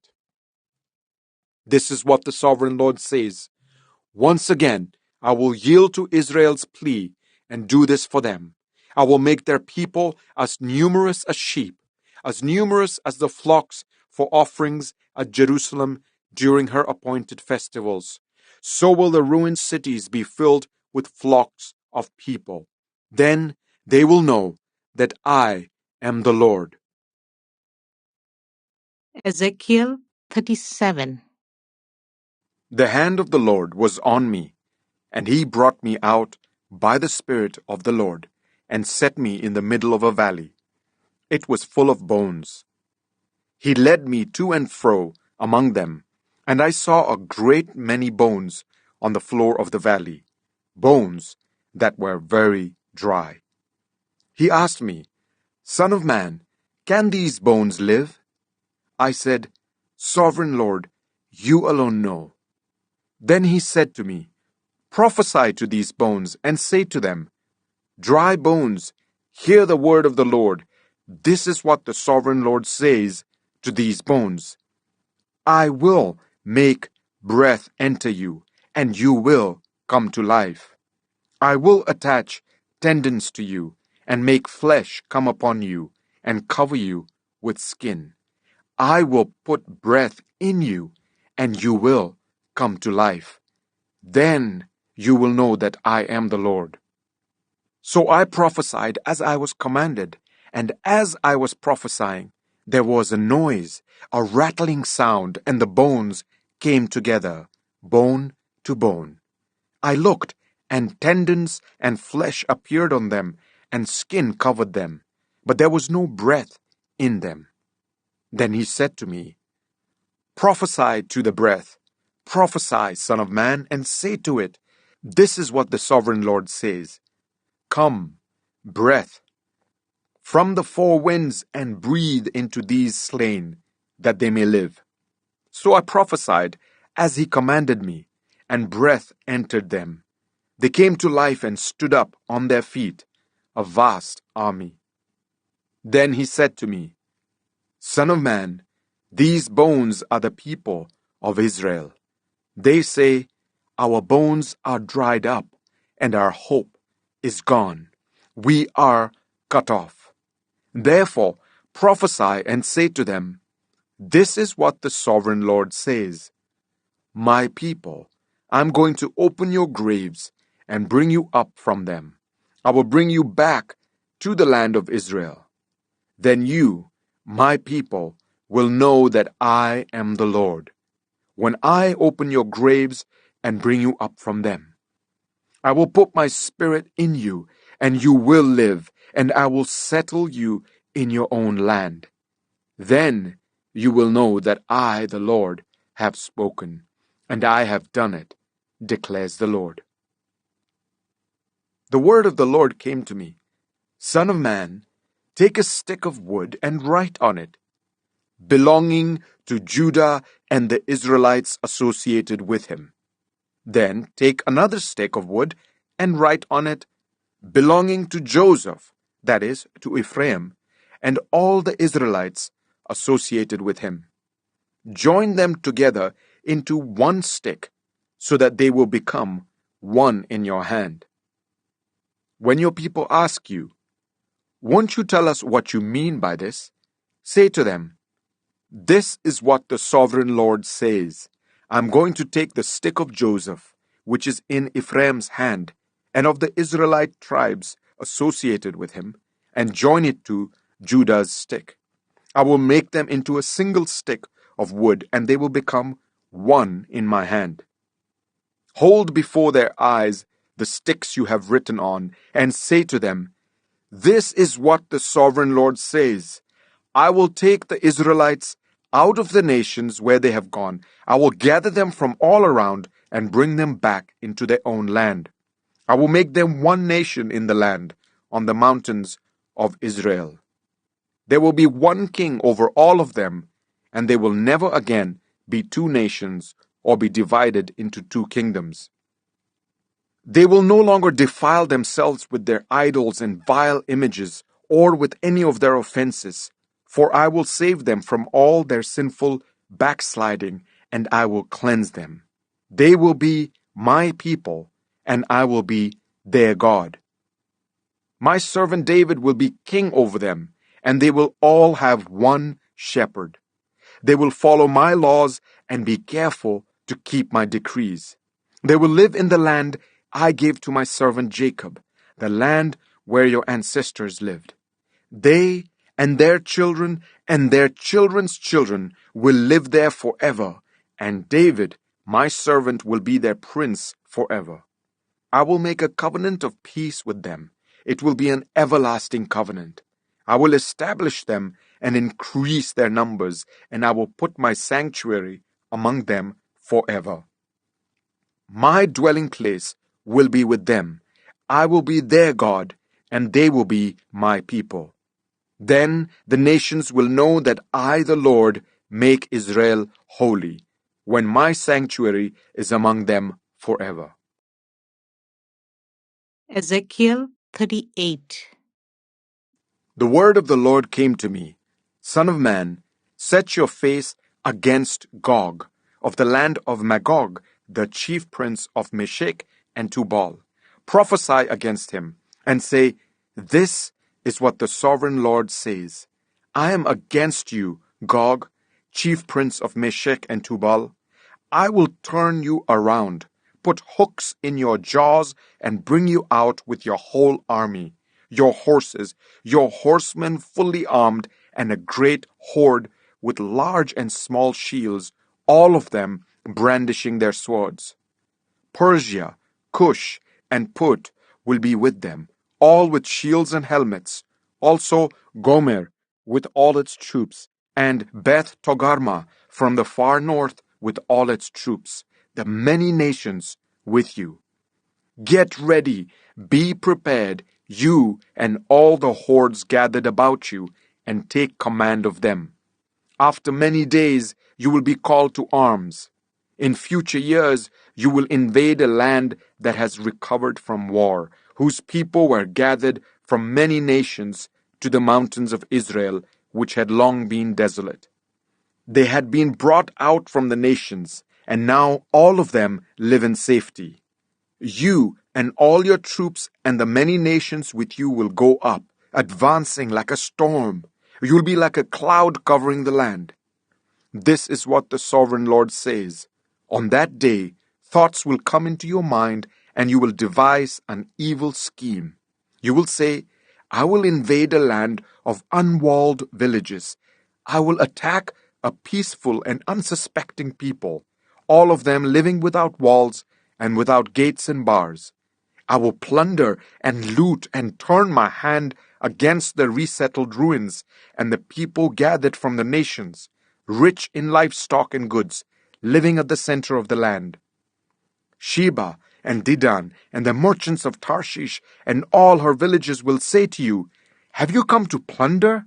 Have you gathered your hordes to loot, to carry off silver and gold, to take away livestock and goods, and to seize much plunder? Therefore, Son of man, prophesy and say to Gog, This is what the sovereign Lord says. In that day, when my people Israel are living in safety, will you not take notice of it?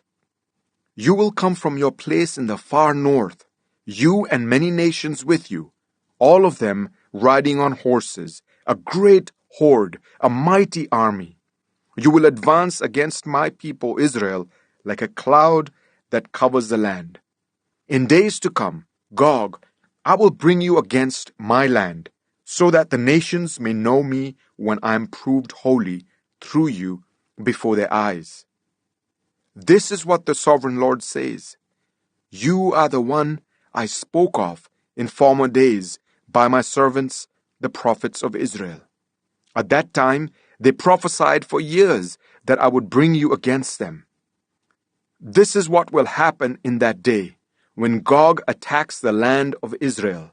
My hot anger will be aroused, declares the sovereign Lord. In my zeal and fiery wrath, I declare that at that time there shall be a great earthquake in the land of Israel.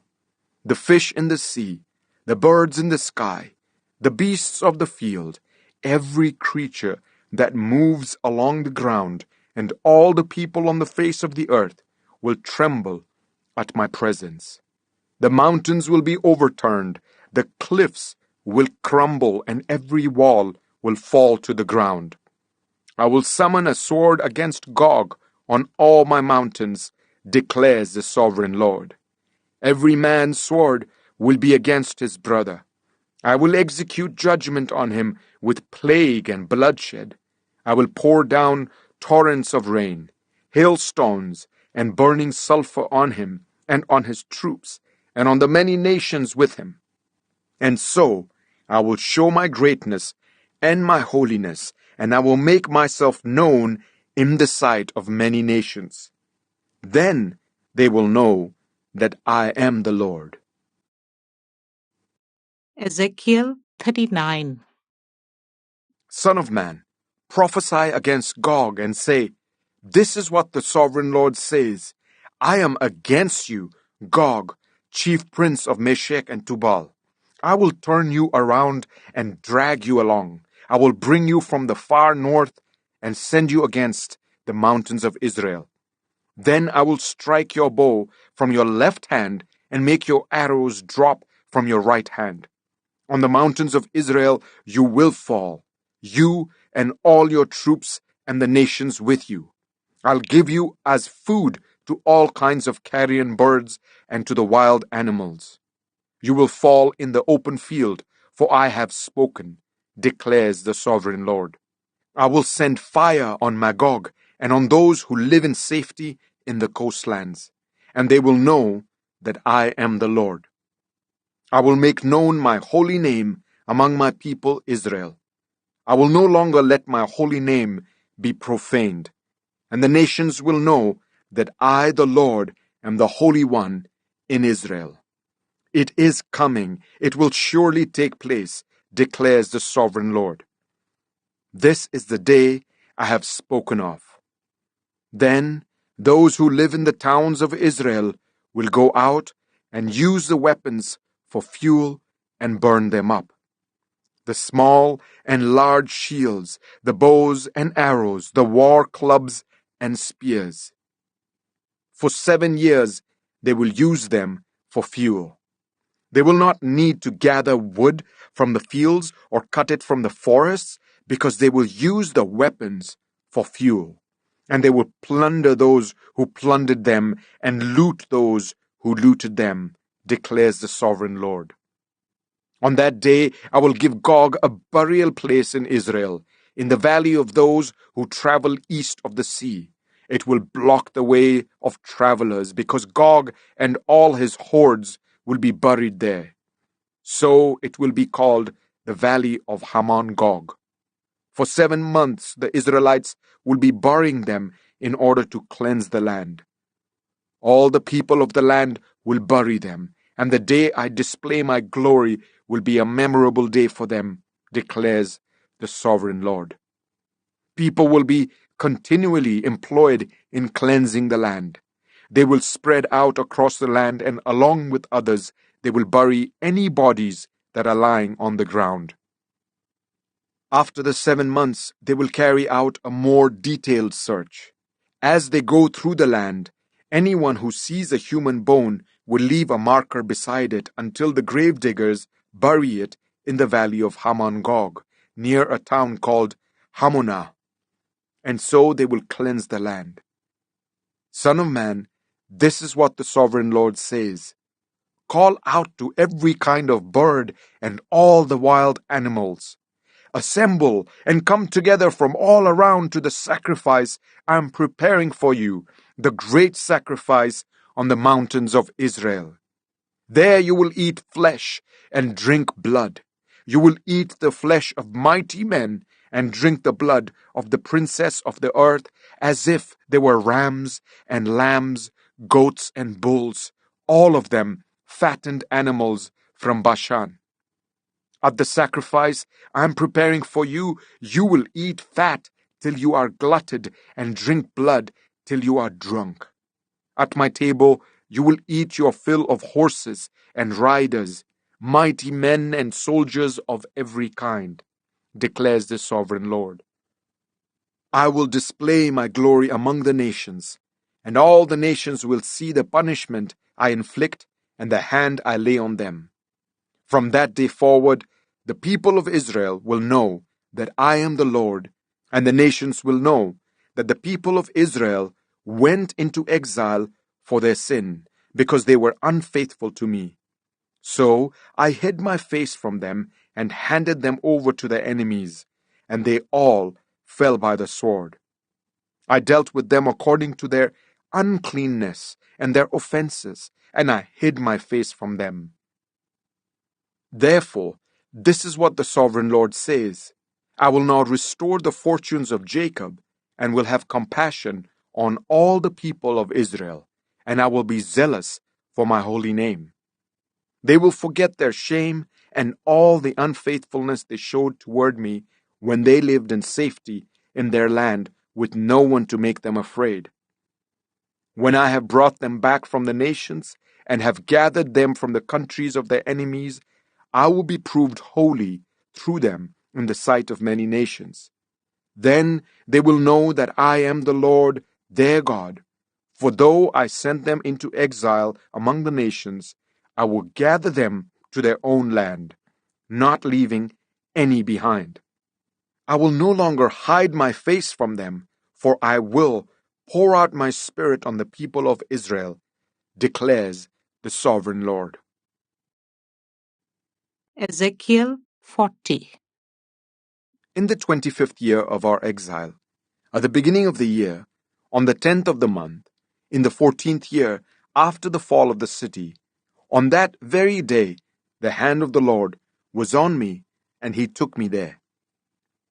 In visions of God, he took me to the land of Israel and set me on a very high mountain, on whose south side were some buildings that looked like a city.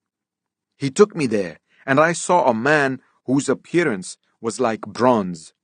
He was standing in the gateway with a linen cord and a measuring rod in his hand. The man said to me, Son of man, look carefully and listen closely and pay attention to everything I'm going to show you. For that is why you have been brought here. Tell the people of Israel everything you see. I saw a wall completely surrounding the temple area. The length of the measuring rod in the man's hand was 6 long cubits, each of which was a cubit and a handbreadth. He measured the wall. It was 1 measuring rod thick and 1 rod high. Then he went to the east gate. He climbed its steps and measured the threshold of the gate. It was 1 rod deep. The alcoves for the guards were 1 rod long and 1 rod wide, and the projecting walls between the alcoves were 5 cubits thick. And the threshold of the gate next to the portico facing the temple was 1 rod deep. Then he measured the portico of the gateway. It was 8 cubits deep, and its jambs were 2 cubits thick. The portico of the gateway faced the temple. Inside the east gate were 3 alcoves on each side. The 3 had the same measurements, and the faces of the projecting walls on each side had the same measurements. Then he measured the width of the entrance of the gateway. It was 10 cubits, and its length was 13 cubits. In front of each alcove was a wall 1 cubit high, and the alcoves were 6 cubits square. Then he measured the gateway from the top of the rear wall of one alcove to the top of the opposite one. The distance was 25 cubits, from one parapet opening to the opposite one. He measured along the faces of the projecting walls all around the inside of the gateway, 60 cubits. The measurement was up to the portico facing the courtyard. The distance from the entrance of the gateway to the far end of its portico was 50 cubits. The alcoves and the projecting walls inside the gateway were surmounted by narrow parapet openings all round. As was the portico, the openings all round faced inward. The faces of the projecting walls were decorated with palm trees. Then he brought me into the outer court. There I saw some rooms and a pavement that had been constructed all round the court. There were 30 rooms along the pavement. It abutted the sides of the gateways and was as wide as they were long. This was the lower pavement. Then he measured the distance from the inside of the lower gateway to the outside of the inner court. It was 100 cubits on the east side as well as on the north. Then he measured the length and width of the north gate, leading into the outer court. Its alcoves, 3 on each side, its projecting walls, and its portico had the same measurements as those of the first gateway. It was 50 cubits long and 25 cubits wide. Its openings, its portico, and its palm tree decorations had the same measurements as those of the gate facing east. 7 steps led up to it, with its portico opposite them. There was a gate to the inner court facing the north gate, just as there was on the east. He measured from one gate to the opposite one. It was 100 cubits. Then he led me to the south side, and I saw the south gate. He measured its jambs and its portico, and they had the same measurements as the others. The gateway and its portico had narrow openings all round, like the openings of the others. It was 50 cubits long and 25 cubits wide. 7 steps led up to it, with its portico opposite them. It had palm tree decorations on the faces of the projecting walls on each side. The inner court also had a gate facing south, and he measured from this gate to the outer court on the south side. It was 100 cubits. Then he brought me into the inner court through the south gate, and he measured the south gate. It had the same measurements as the others. Its alcoves, its projecting walls, and its portico had the same measurements as the others. The gateway and its portico had openings all round. It was 50 cubits long and 25 cubits wide. The porticos of the gateways around the inner court were 25 cubits wide and 5 cubits deep. Its portico faced the outer court. Palm trees decorated its jambs, and 8 steps led up to it. Then he brought me to the inner court on the east side, and he measured the gateway. It had the same measurements as the others. Its alcoves, its projecting walls, and its portico had the same measurements as the others. The gateway and its portico had openings all round. It was 50 cubits long and 25 cubits wide. Its portico faced the outer court. Palm trees decorated the jambs on either side, and 8 steps led up to it. Then he brought me to the north gate and measured it. It had the same measurements as the others, as did its alcoves, its projecting walls, and its portico, and it had openings all round. It was 50 cubits long and 25 cubits wide. Its portico faced the outer court. Palm trees decorated the jambs on either side, and 8 steps led up to it. A room with a doorway was by the portico and each of the inner gateways, where the burnt offerings were washed. In the portico of the gateway were 2 tables on each side, on which the burnt offerings, sin offerings, and guilt offerings were slaughtered. By the outside wall of the portico of the gateway, near the steps at the entrance of the north gateway, were 2 tables, and on the other side of the steps were 2 tables. So there were 4 tables on one side of the gateway and 4 on the other, 8 tables in all, on which the sacrifices were slaughtered. There were also 4 tables of dressed stone for the burnt offerings, each a cubit and a half long, a cubit and a half wide, and a cubit high. On them were placed the utensils for slaughtering the burnt offerings and the other sacrifices.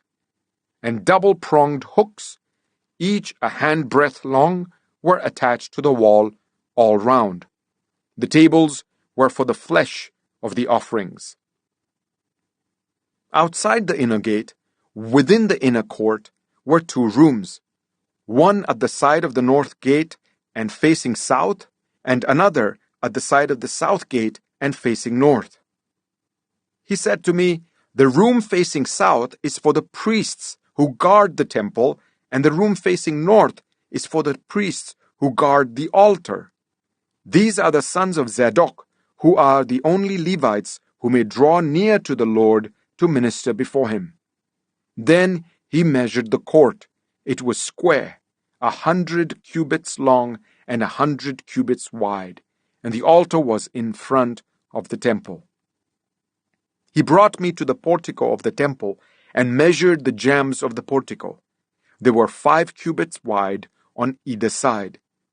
The width of the entrance was 14 cubits, and its projecting walls were 3 cubits wide on either side. The portico was 20 cubits wide and 12 cubits from front to back. It was reached by a flight of stairs, and there were pillars on each side of the jambs. Ezekiel 41. Then the man brought me to the main hall and measured the jambs. The width of the jambs was 6 cubits on each side. The entrance was 10 cubits wide, and the projecting walls on each side of it were 5 cubits wide. He also measured the main hall. It was 40 cubits long and 20 cubits wide.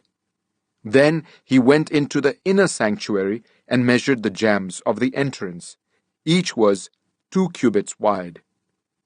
The entrance was 6 cubits wide, and the projecting walls on each side of it were 7 cubits wide. And he measured the length of the inner sanctuary.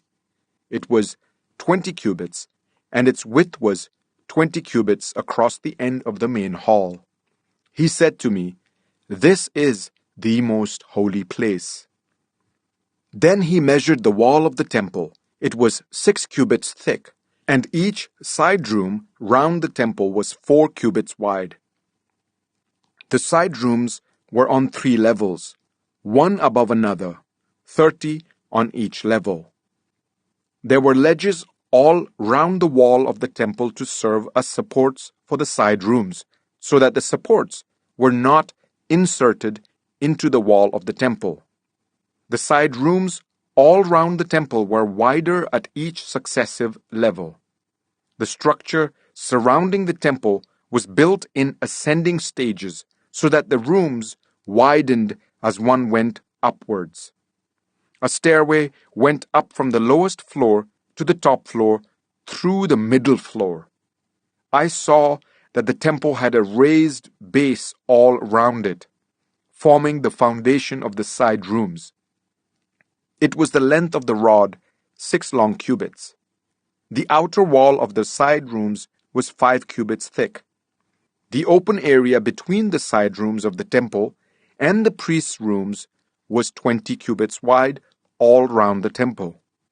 There were entrances to the side rooms from the open area, one on the north and another on the south, and the base adjoining the open area was 5 cubits wide all round. The building facing the temple courtyard on the west side was 70 cubits wide. The wall of the building was 5 cubits thick all round, and its length was 90 cubits. Then he measured the temple. It was 100 cubits long, and the temple courtyard and the building with its walls were also 100 cubits long. The width of the temple courtyard on the east, including the front of the temple, was 100 cubits.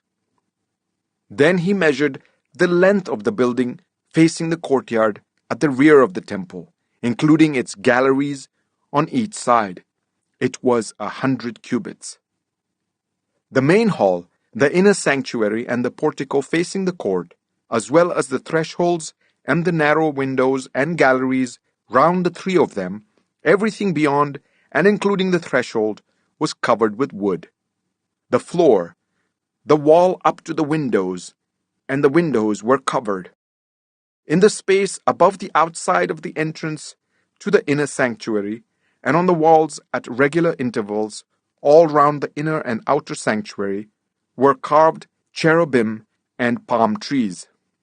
Palm trees alternated with cherubim. Each cherub had two faces, the face of a human being toward the palm tree on one side, and the face of a lion towards the palm tree on the other. They were carved all round the whole temple, from the floor to the area above the entrance.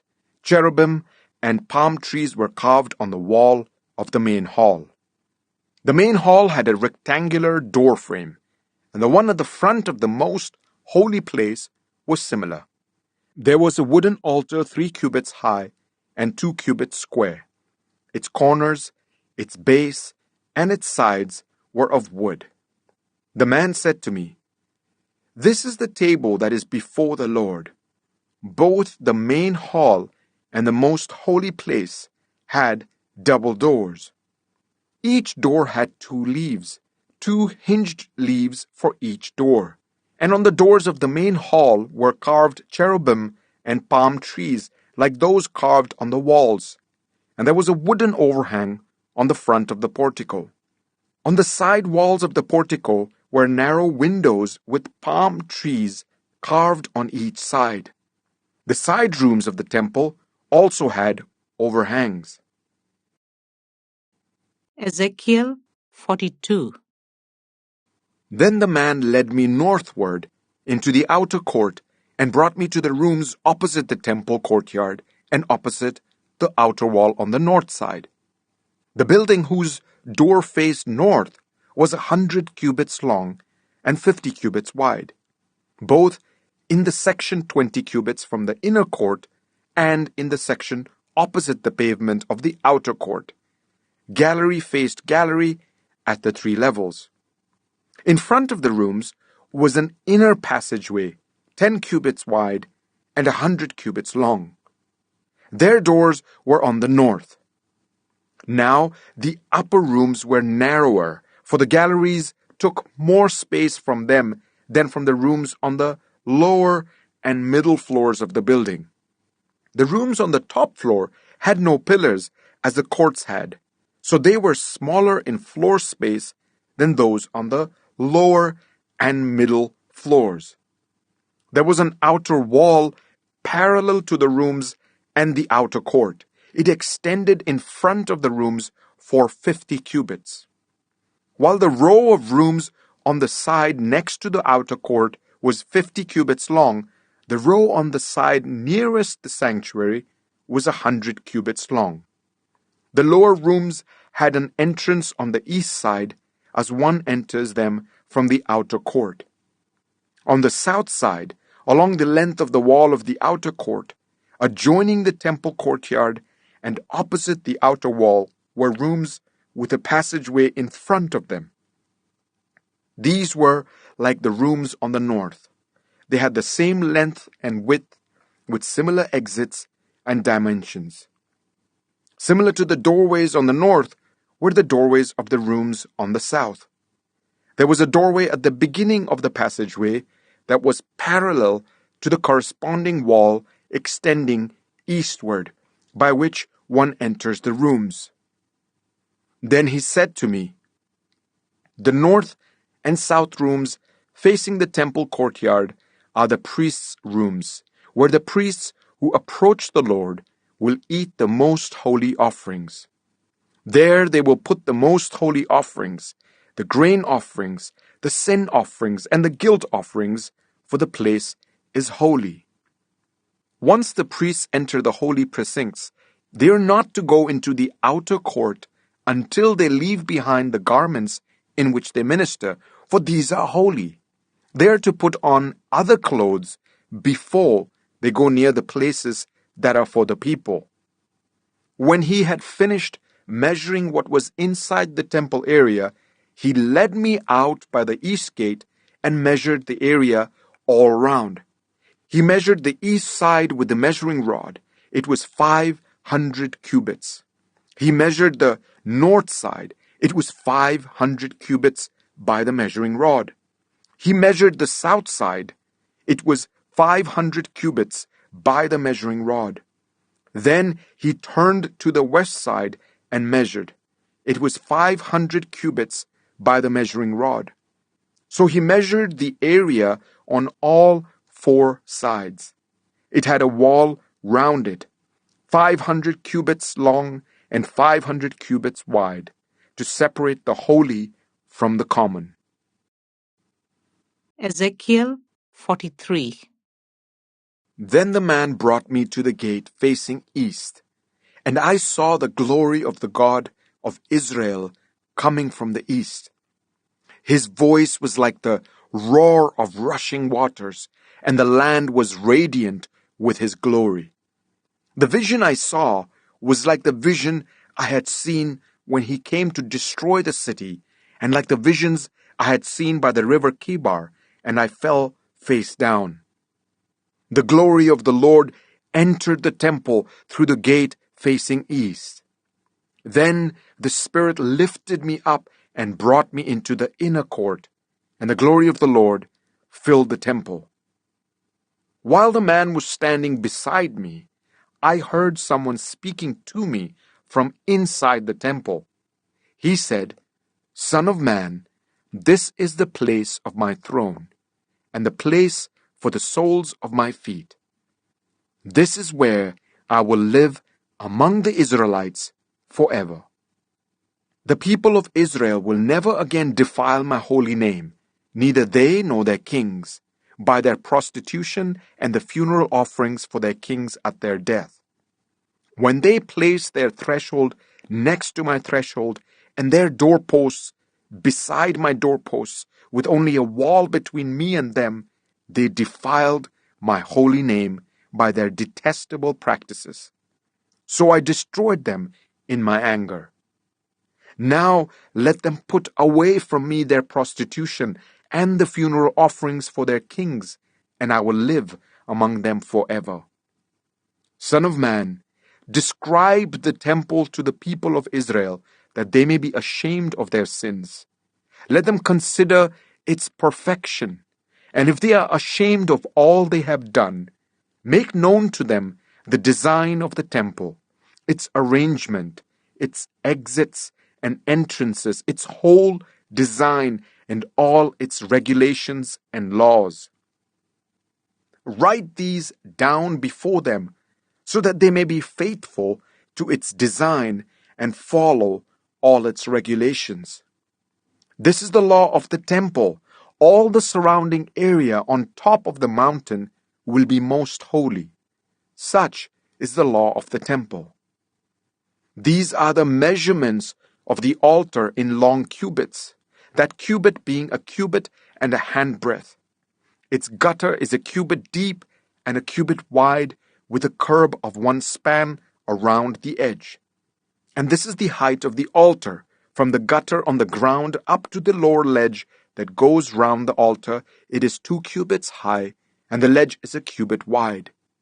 From this lower ledge to the upper ledge that goes round the altar, it is 4 cubits high, and that ledge is also a cubit wide. Above that, the altar hearth is 4 cubits high, and 4 horns project upwards from the hearth. The altar hearth is square, 12 cubits long and 12 cubits wide. The upper ledge also is square, 14 cubits long and 14 cubits wide. All round the altar is a gutter of 1 cubit with a curb of half a cubit. The steps of the altar face east. Then he said to me, Son of man, this is what the sovereign Lord says. These will be the regulations for sacrificing burnt offerings and splashing blood against the altar when it is built. You are to give a young bull as a sin offering to the Levitical priests of the family of Zadok, who come near to minister before me, declares the sovereign Lord. You are to take some of its blood and put it on the 4 horns of the altar and on the 4 corners of the upper ledge and all round the rim, and so purify the altar and make atonement for it. You are to take the bull for the sin offering and burn it in the designated part of the temple area outside the sanctuary. On the 2nd day, you are to offer a male goat without defect for a sin offering, and the altar is to be purified as it was purified with the bull. When you have finished purifying it, you are to offer a young bull and a ram from the flock, both without defect. You are to offer them before the Lord, and the priests are to sprinkle salt on them and sacrifice them as a burnt offering to the Lord. For 7 days you are to provide a male goat daily for a sin offering. You are also to provide a young bull and a ram from the flock, both without defect. For 7 days they are to make atonement for the altar and cleanse it. Thus they will dedicate it. At the end of these days, from the 8th day on, the priests are to present your burnt offerings and fellowship offerings on the altar. Then I will accept you, declares the sovereign Lord. Ezekiel 44. Then the man brought me back to the outer gate of the sanctuary, the one facing east, and it was shut. The Lord said to me, "This gate is to remain shut. It must not be opened. No one may enter through it.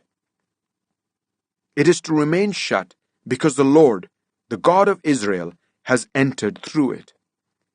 The prince himself is the only one who may sit inside the gateway to eat in the presence of the Lord. He is to enter by way of the portico of the gateway and go out the same way."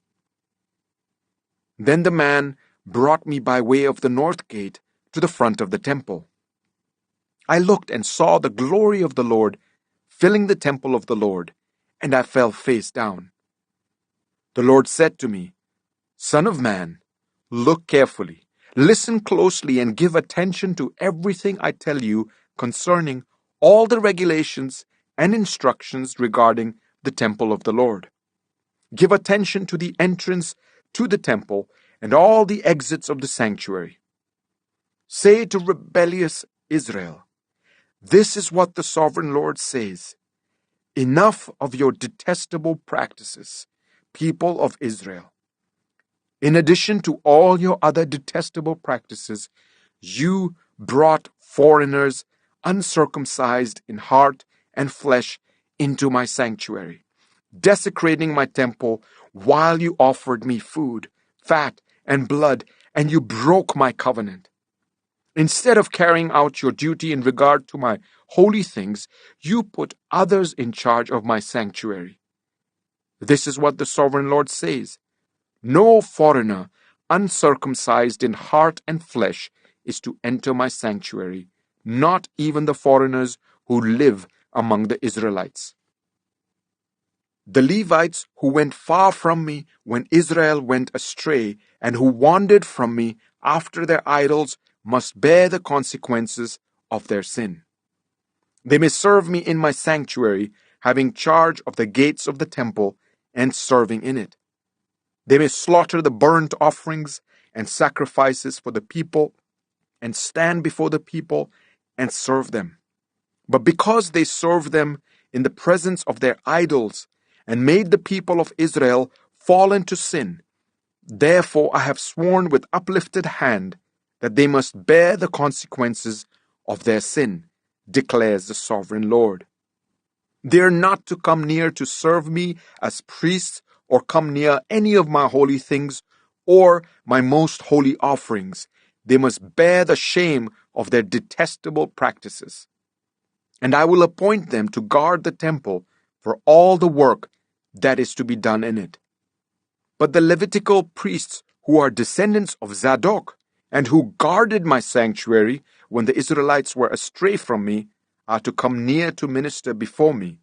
They are to stand before me to offer sacrifices of fat and blood, declares the sovereign Lord. They alone are to enter my sanctuary. They alone are to come near my table to minister before me and serve me as guards.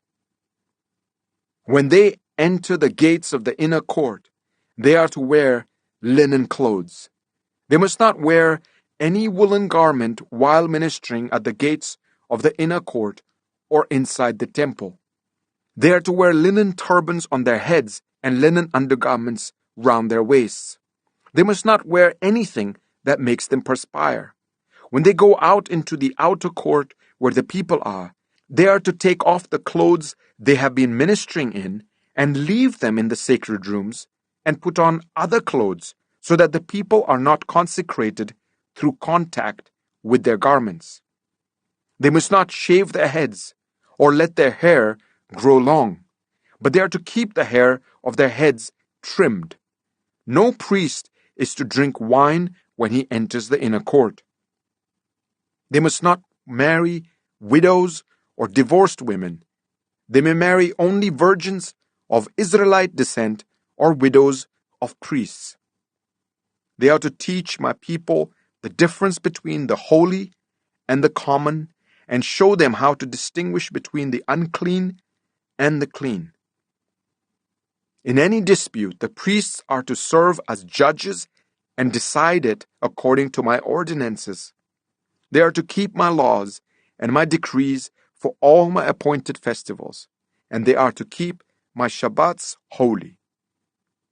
A priest must not defile himself by going near a dead person. However, if the dead person was his father or mother, son or daughter, brother or unmarried sister, then he may defile himself. After he is cleansed, he must wait 7 days. On the day he goes into the inner court of the sanctuary to minister in the sanctuary, he is to offer a sin offering for himself, declares the sovereign Lord. I am to be the only inheritance the priests have. You are to give them no possession in Israel. I will be their possession. They will eat the grain offerings, the sin offerings, and the guilt offerings, and everything in Israel devoted to the Lord will belong to them. The best of all the first fruits and of all your special gifts will belong to the priests.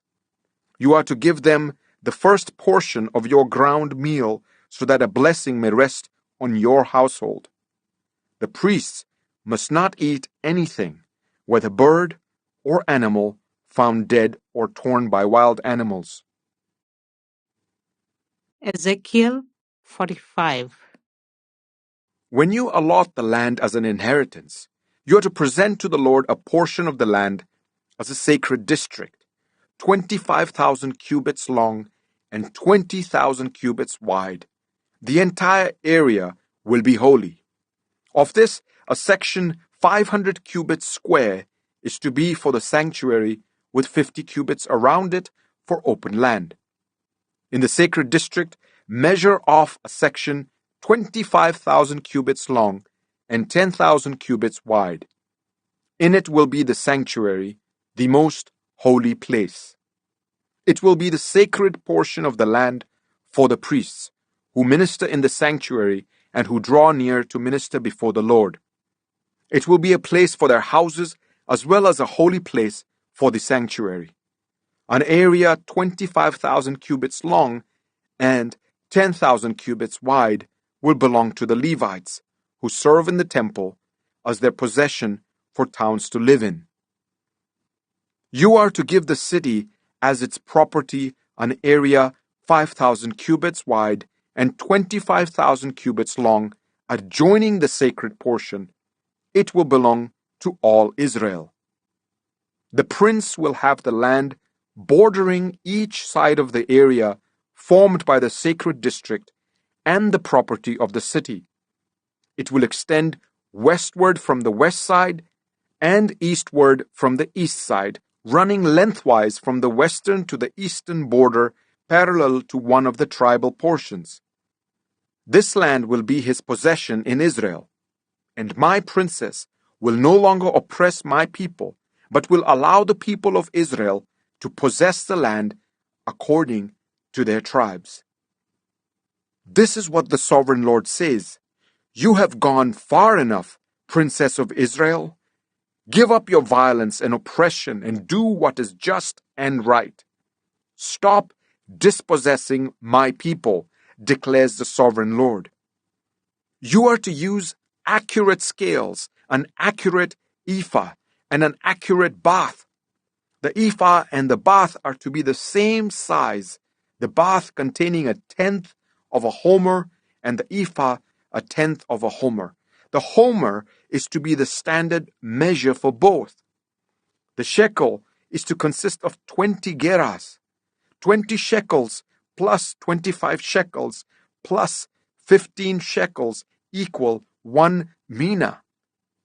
This is the special gift you are to offer: a sixth of an ephah from each homer of wheat, and a sixth of an ephah from each homer of barley.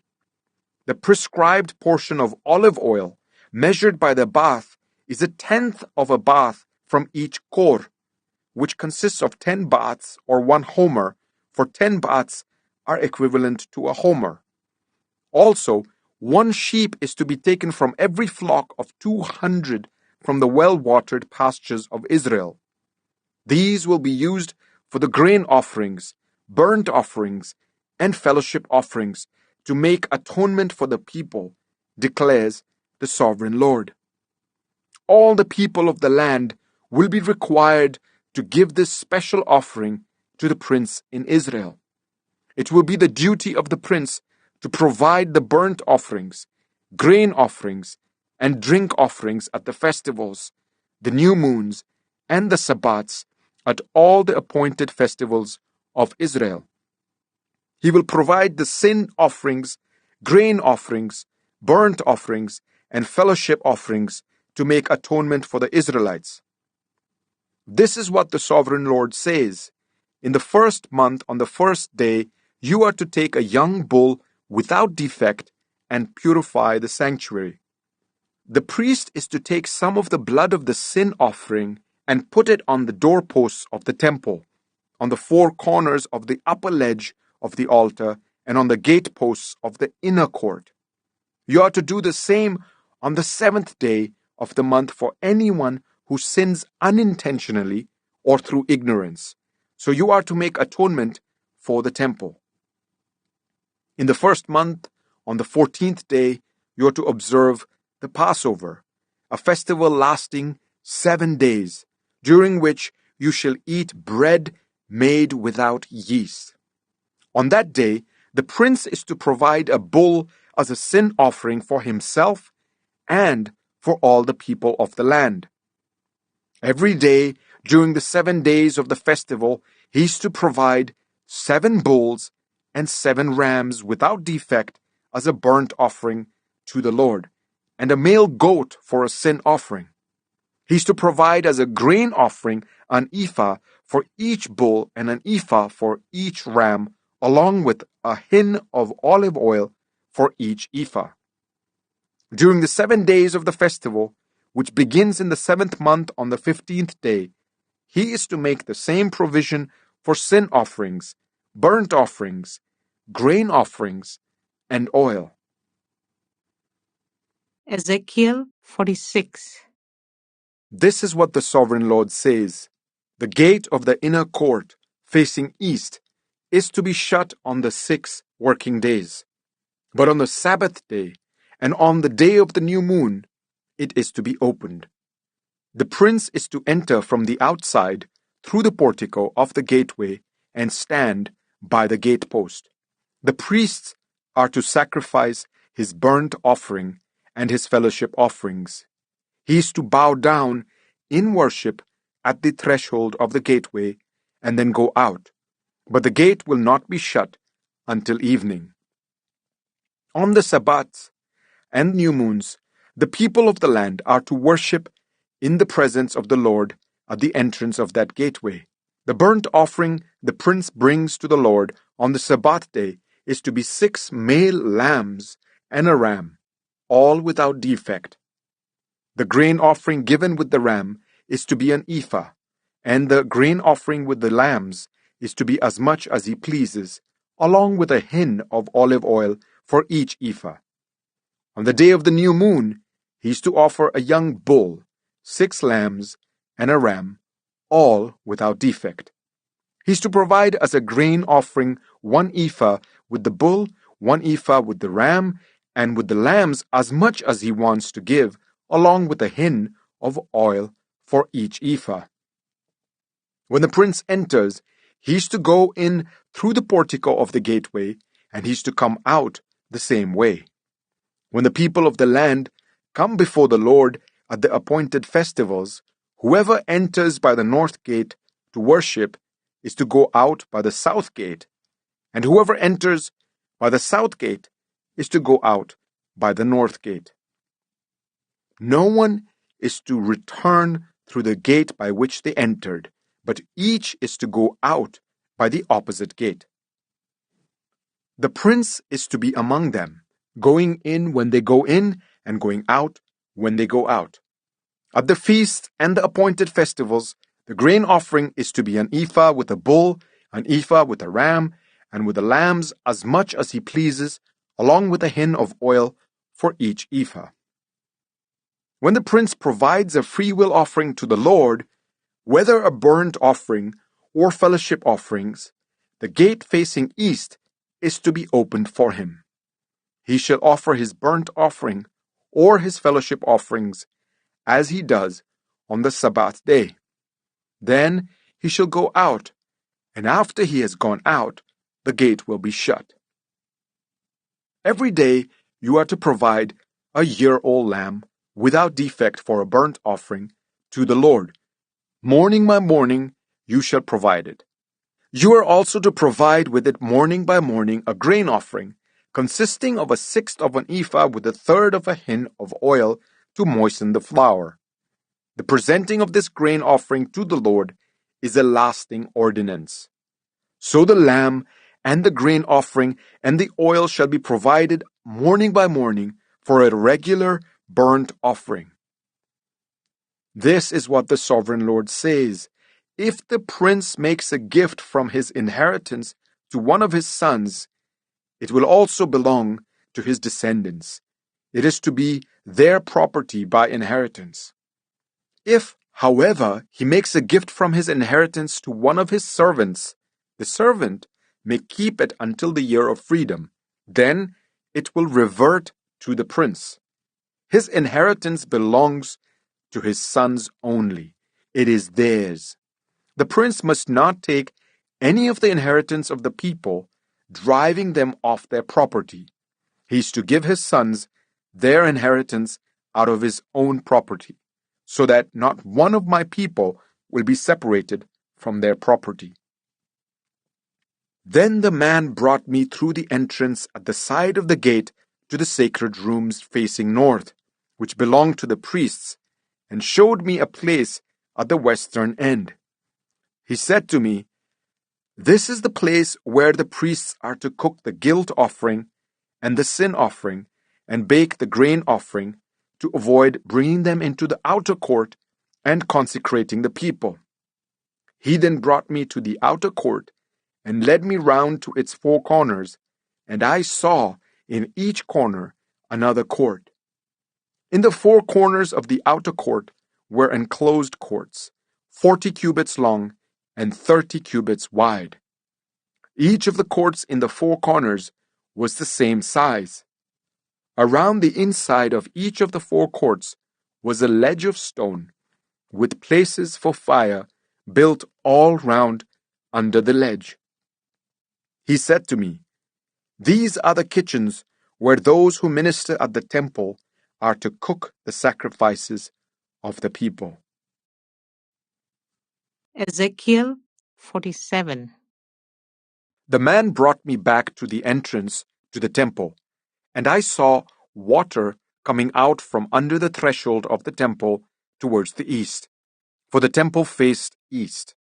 The water was coming down from under the south side of the temple, south of the altar. He then brought me out through the north gate and led me round the outside to the outer gate facing east, and the water was trickling from the south side. As the man went eastward with a measuring line in his hand, he measured off 1,000 cubits, and then led me through water that was ankle deep. He measured off another 1,000 cubits and led me through water that was knee deep. He measured off another 1,000 and led me through water that was up to the waist. He measured off another 1,000, but now it was a river that I could not cross, because the water had risen and was deep enough to swim in, a river that no one could cross. He asked me, "Son of man, do you see this?" Then he led me back to the bank of the river. When I arrived there, I saw a great number of trees on each side of the river. He said to me, "This water flows towards the eastern region and goes down into the Arabah, where it enters the Dead Sea. When it empties into the sea, the salty water there becomes fresh. Swarms of living creatures will live wherever the river flows.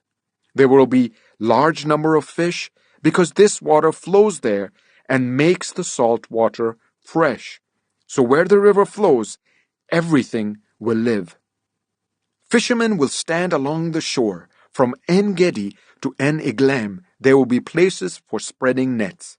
The fish will be of many kinds, like the fish of the Mediterranean Sea. But the swamps and marshes will not become fresh. They will be left for salt. Fruit trees of all kinds will grow on both banks of the river. Their leaves will not wither, nor will their fruit fail. Every month they will bear fruit, because the water from the sanctuary flows to them. Their fruit will serve for food, and their leaves for healing." This is what the Sovereign Lord says. "These are the boundaries of the land that you will divide among the 12 tribes of Israel as their inheritance, with 2 portions for Joseph. You are to divide it equally among them. Because I swore with uplifted hand to give it to your ancestors, this land will become your inheritance." This is to be the boundary of the land. On the north side, it will run from the Mediterranean Sea by the Hethlon road past Lebo Hamath to Zedad, Birotha, and Sibrem, which lies on the border between Damascus and Hamath, as far as Hazer, Berotha, and Sibrem, which lies on the border between Damascus and Hamath, as far as Hazer Hatikon, which is on the border of Hauran. The boundary will extend from the sea to Hazar Enan, along the northern border of Damascus, with the border of Hamath to the north. This will be the northern boundary. On the east side, the boundary will run between Hauran and Damascus, along the Jordan between Gilead and the land of Israel, to the Dead Sea and as far as Tamar. This will be the eastern boundary. On the south side, it will run from Tamar as far as the waters of Meribah Kadesh, then along the Wadi of Egypt to the Mediterranean Sea. This will be the southern boundary. On the west side, the Mediterranean Sea will be the boundary to a point opposite Lebo Hamath. This will be the western boundary. You are to distribute this land among yourselves according to the tribes of Israel. You are to allot it as an inheritance for yourselves and for the foreigners residing among you and who have children. You are to consider them as native-born Israelites. Along with you, they are to be allotted an inheritance among the tribes of Israel. In whatever tribe a foreigner resides, there you are to give them their inheritance, declares the Sovereign Lord. Ezekiel 48. These are the tribes, listed by name. At the northern frontier, Dan will have 1 portion. It will follow the Hethlon road to Lebo Hamath, Hazar Enan, and the northern border of Damascus, next to Hamath, will be part of its border from the east side to the west side. Asher will have 1 portion. It will border the territory of Dan from east to west. Naphtali will have 1 portion. It will border the territory of Asher from east to west. Manasseh will have 1 portion. It will border the territory of Naphtali from east to west. Ephraim will have 1 portion.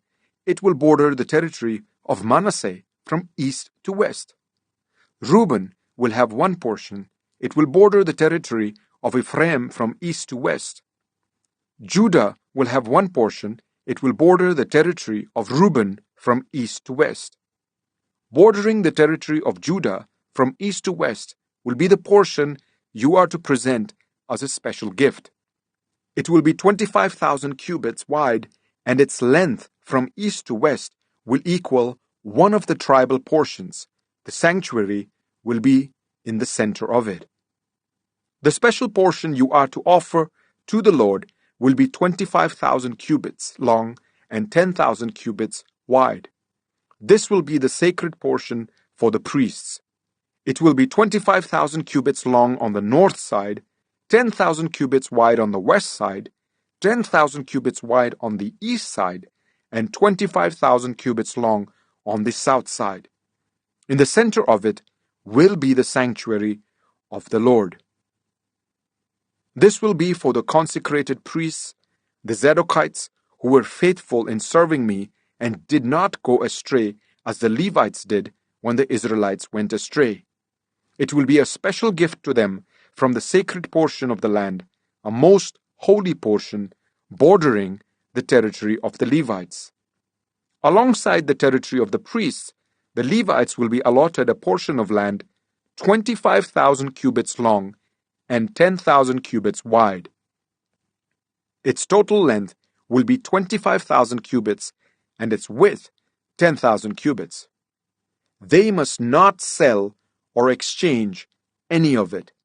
This is the best of the land and must not pass into other hands, because it is holy to the Lord. The remaining area, 5,000 cubits wide and 25,000 cubits long, will be for the common use of the city, for houses and for pasture land.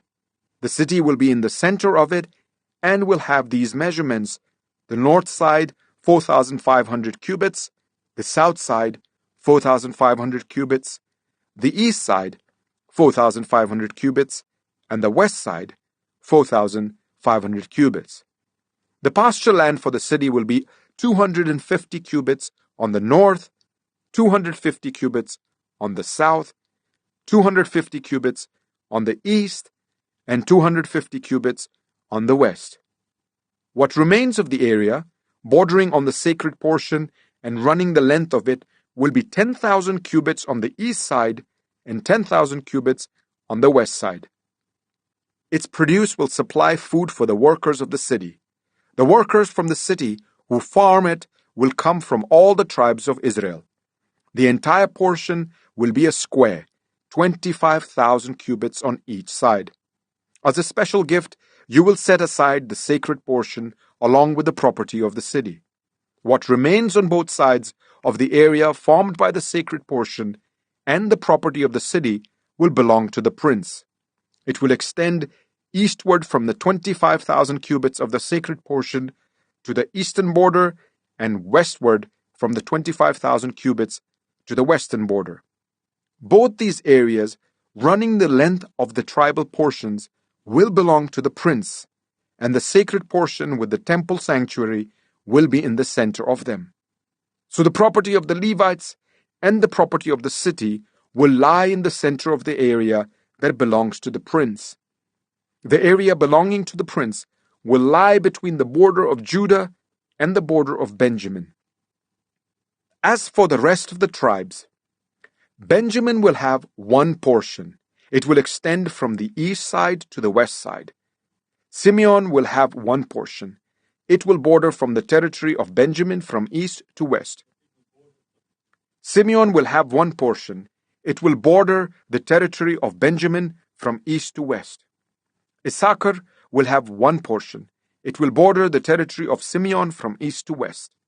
Zebulun will have one portion. It will border the territory of Issachar from east to west. Gad will have one portion. It will border the territory of Zebulun from east to west. The southern boundary of Gad will run south from Tamar to the waters of Meribah Kadesh, then along the Wadi of Egypt to the Mediterranean Sea. This is the land you are to allot as an inheritance to the tribes of Israel. and these will be their portions, declares the sovereign Lord. These will be the exits of the city, beginning on the north side, which is 4,500 cubits long. The gates of the city will be named after the tribes of Israel. The three gates on the north side will be the gate of Reuben, the gate of Judah, and the gate of Levi. On the east side, which is 4,500 cubits long, will be the three gates, the gate of Joseph, the gate of Benjamin, and the gate of Dan. On the south side, which measures 4,500 cubits, will be three gates, the gate of Simeon, the gate of Issachar, and the gate of Zebulun. On the west side, which is 4,500 cubits long, will be three gates, the gate of Gad, the gate of Asher, and the gate of Naphtali.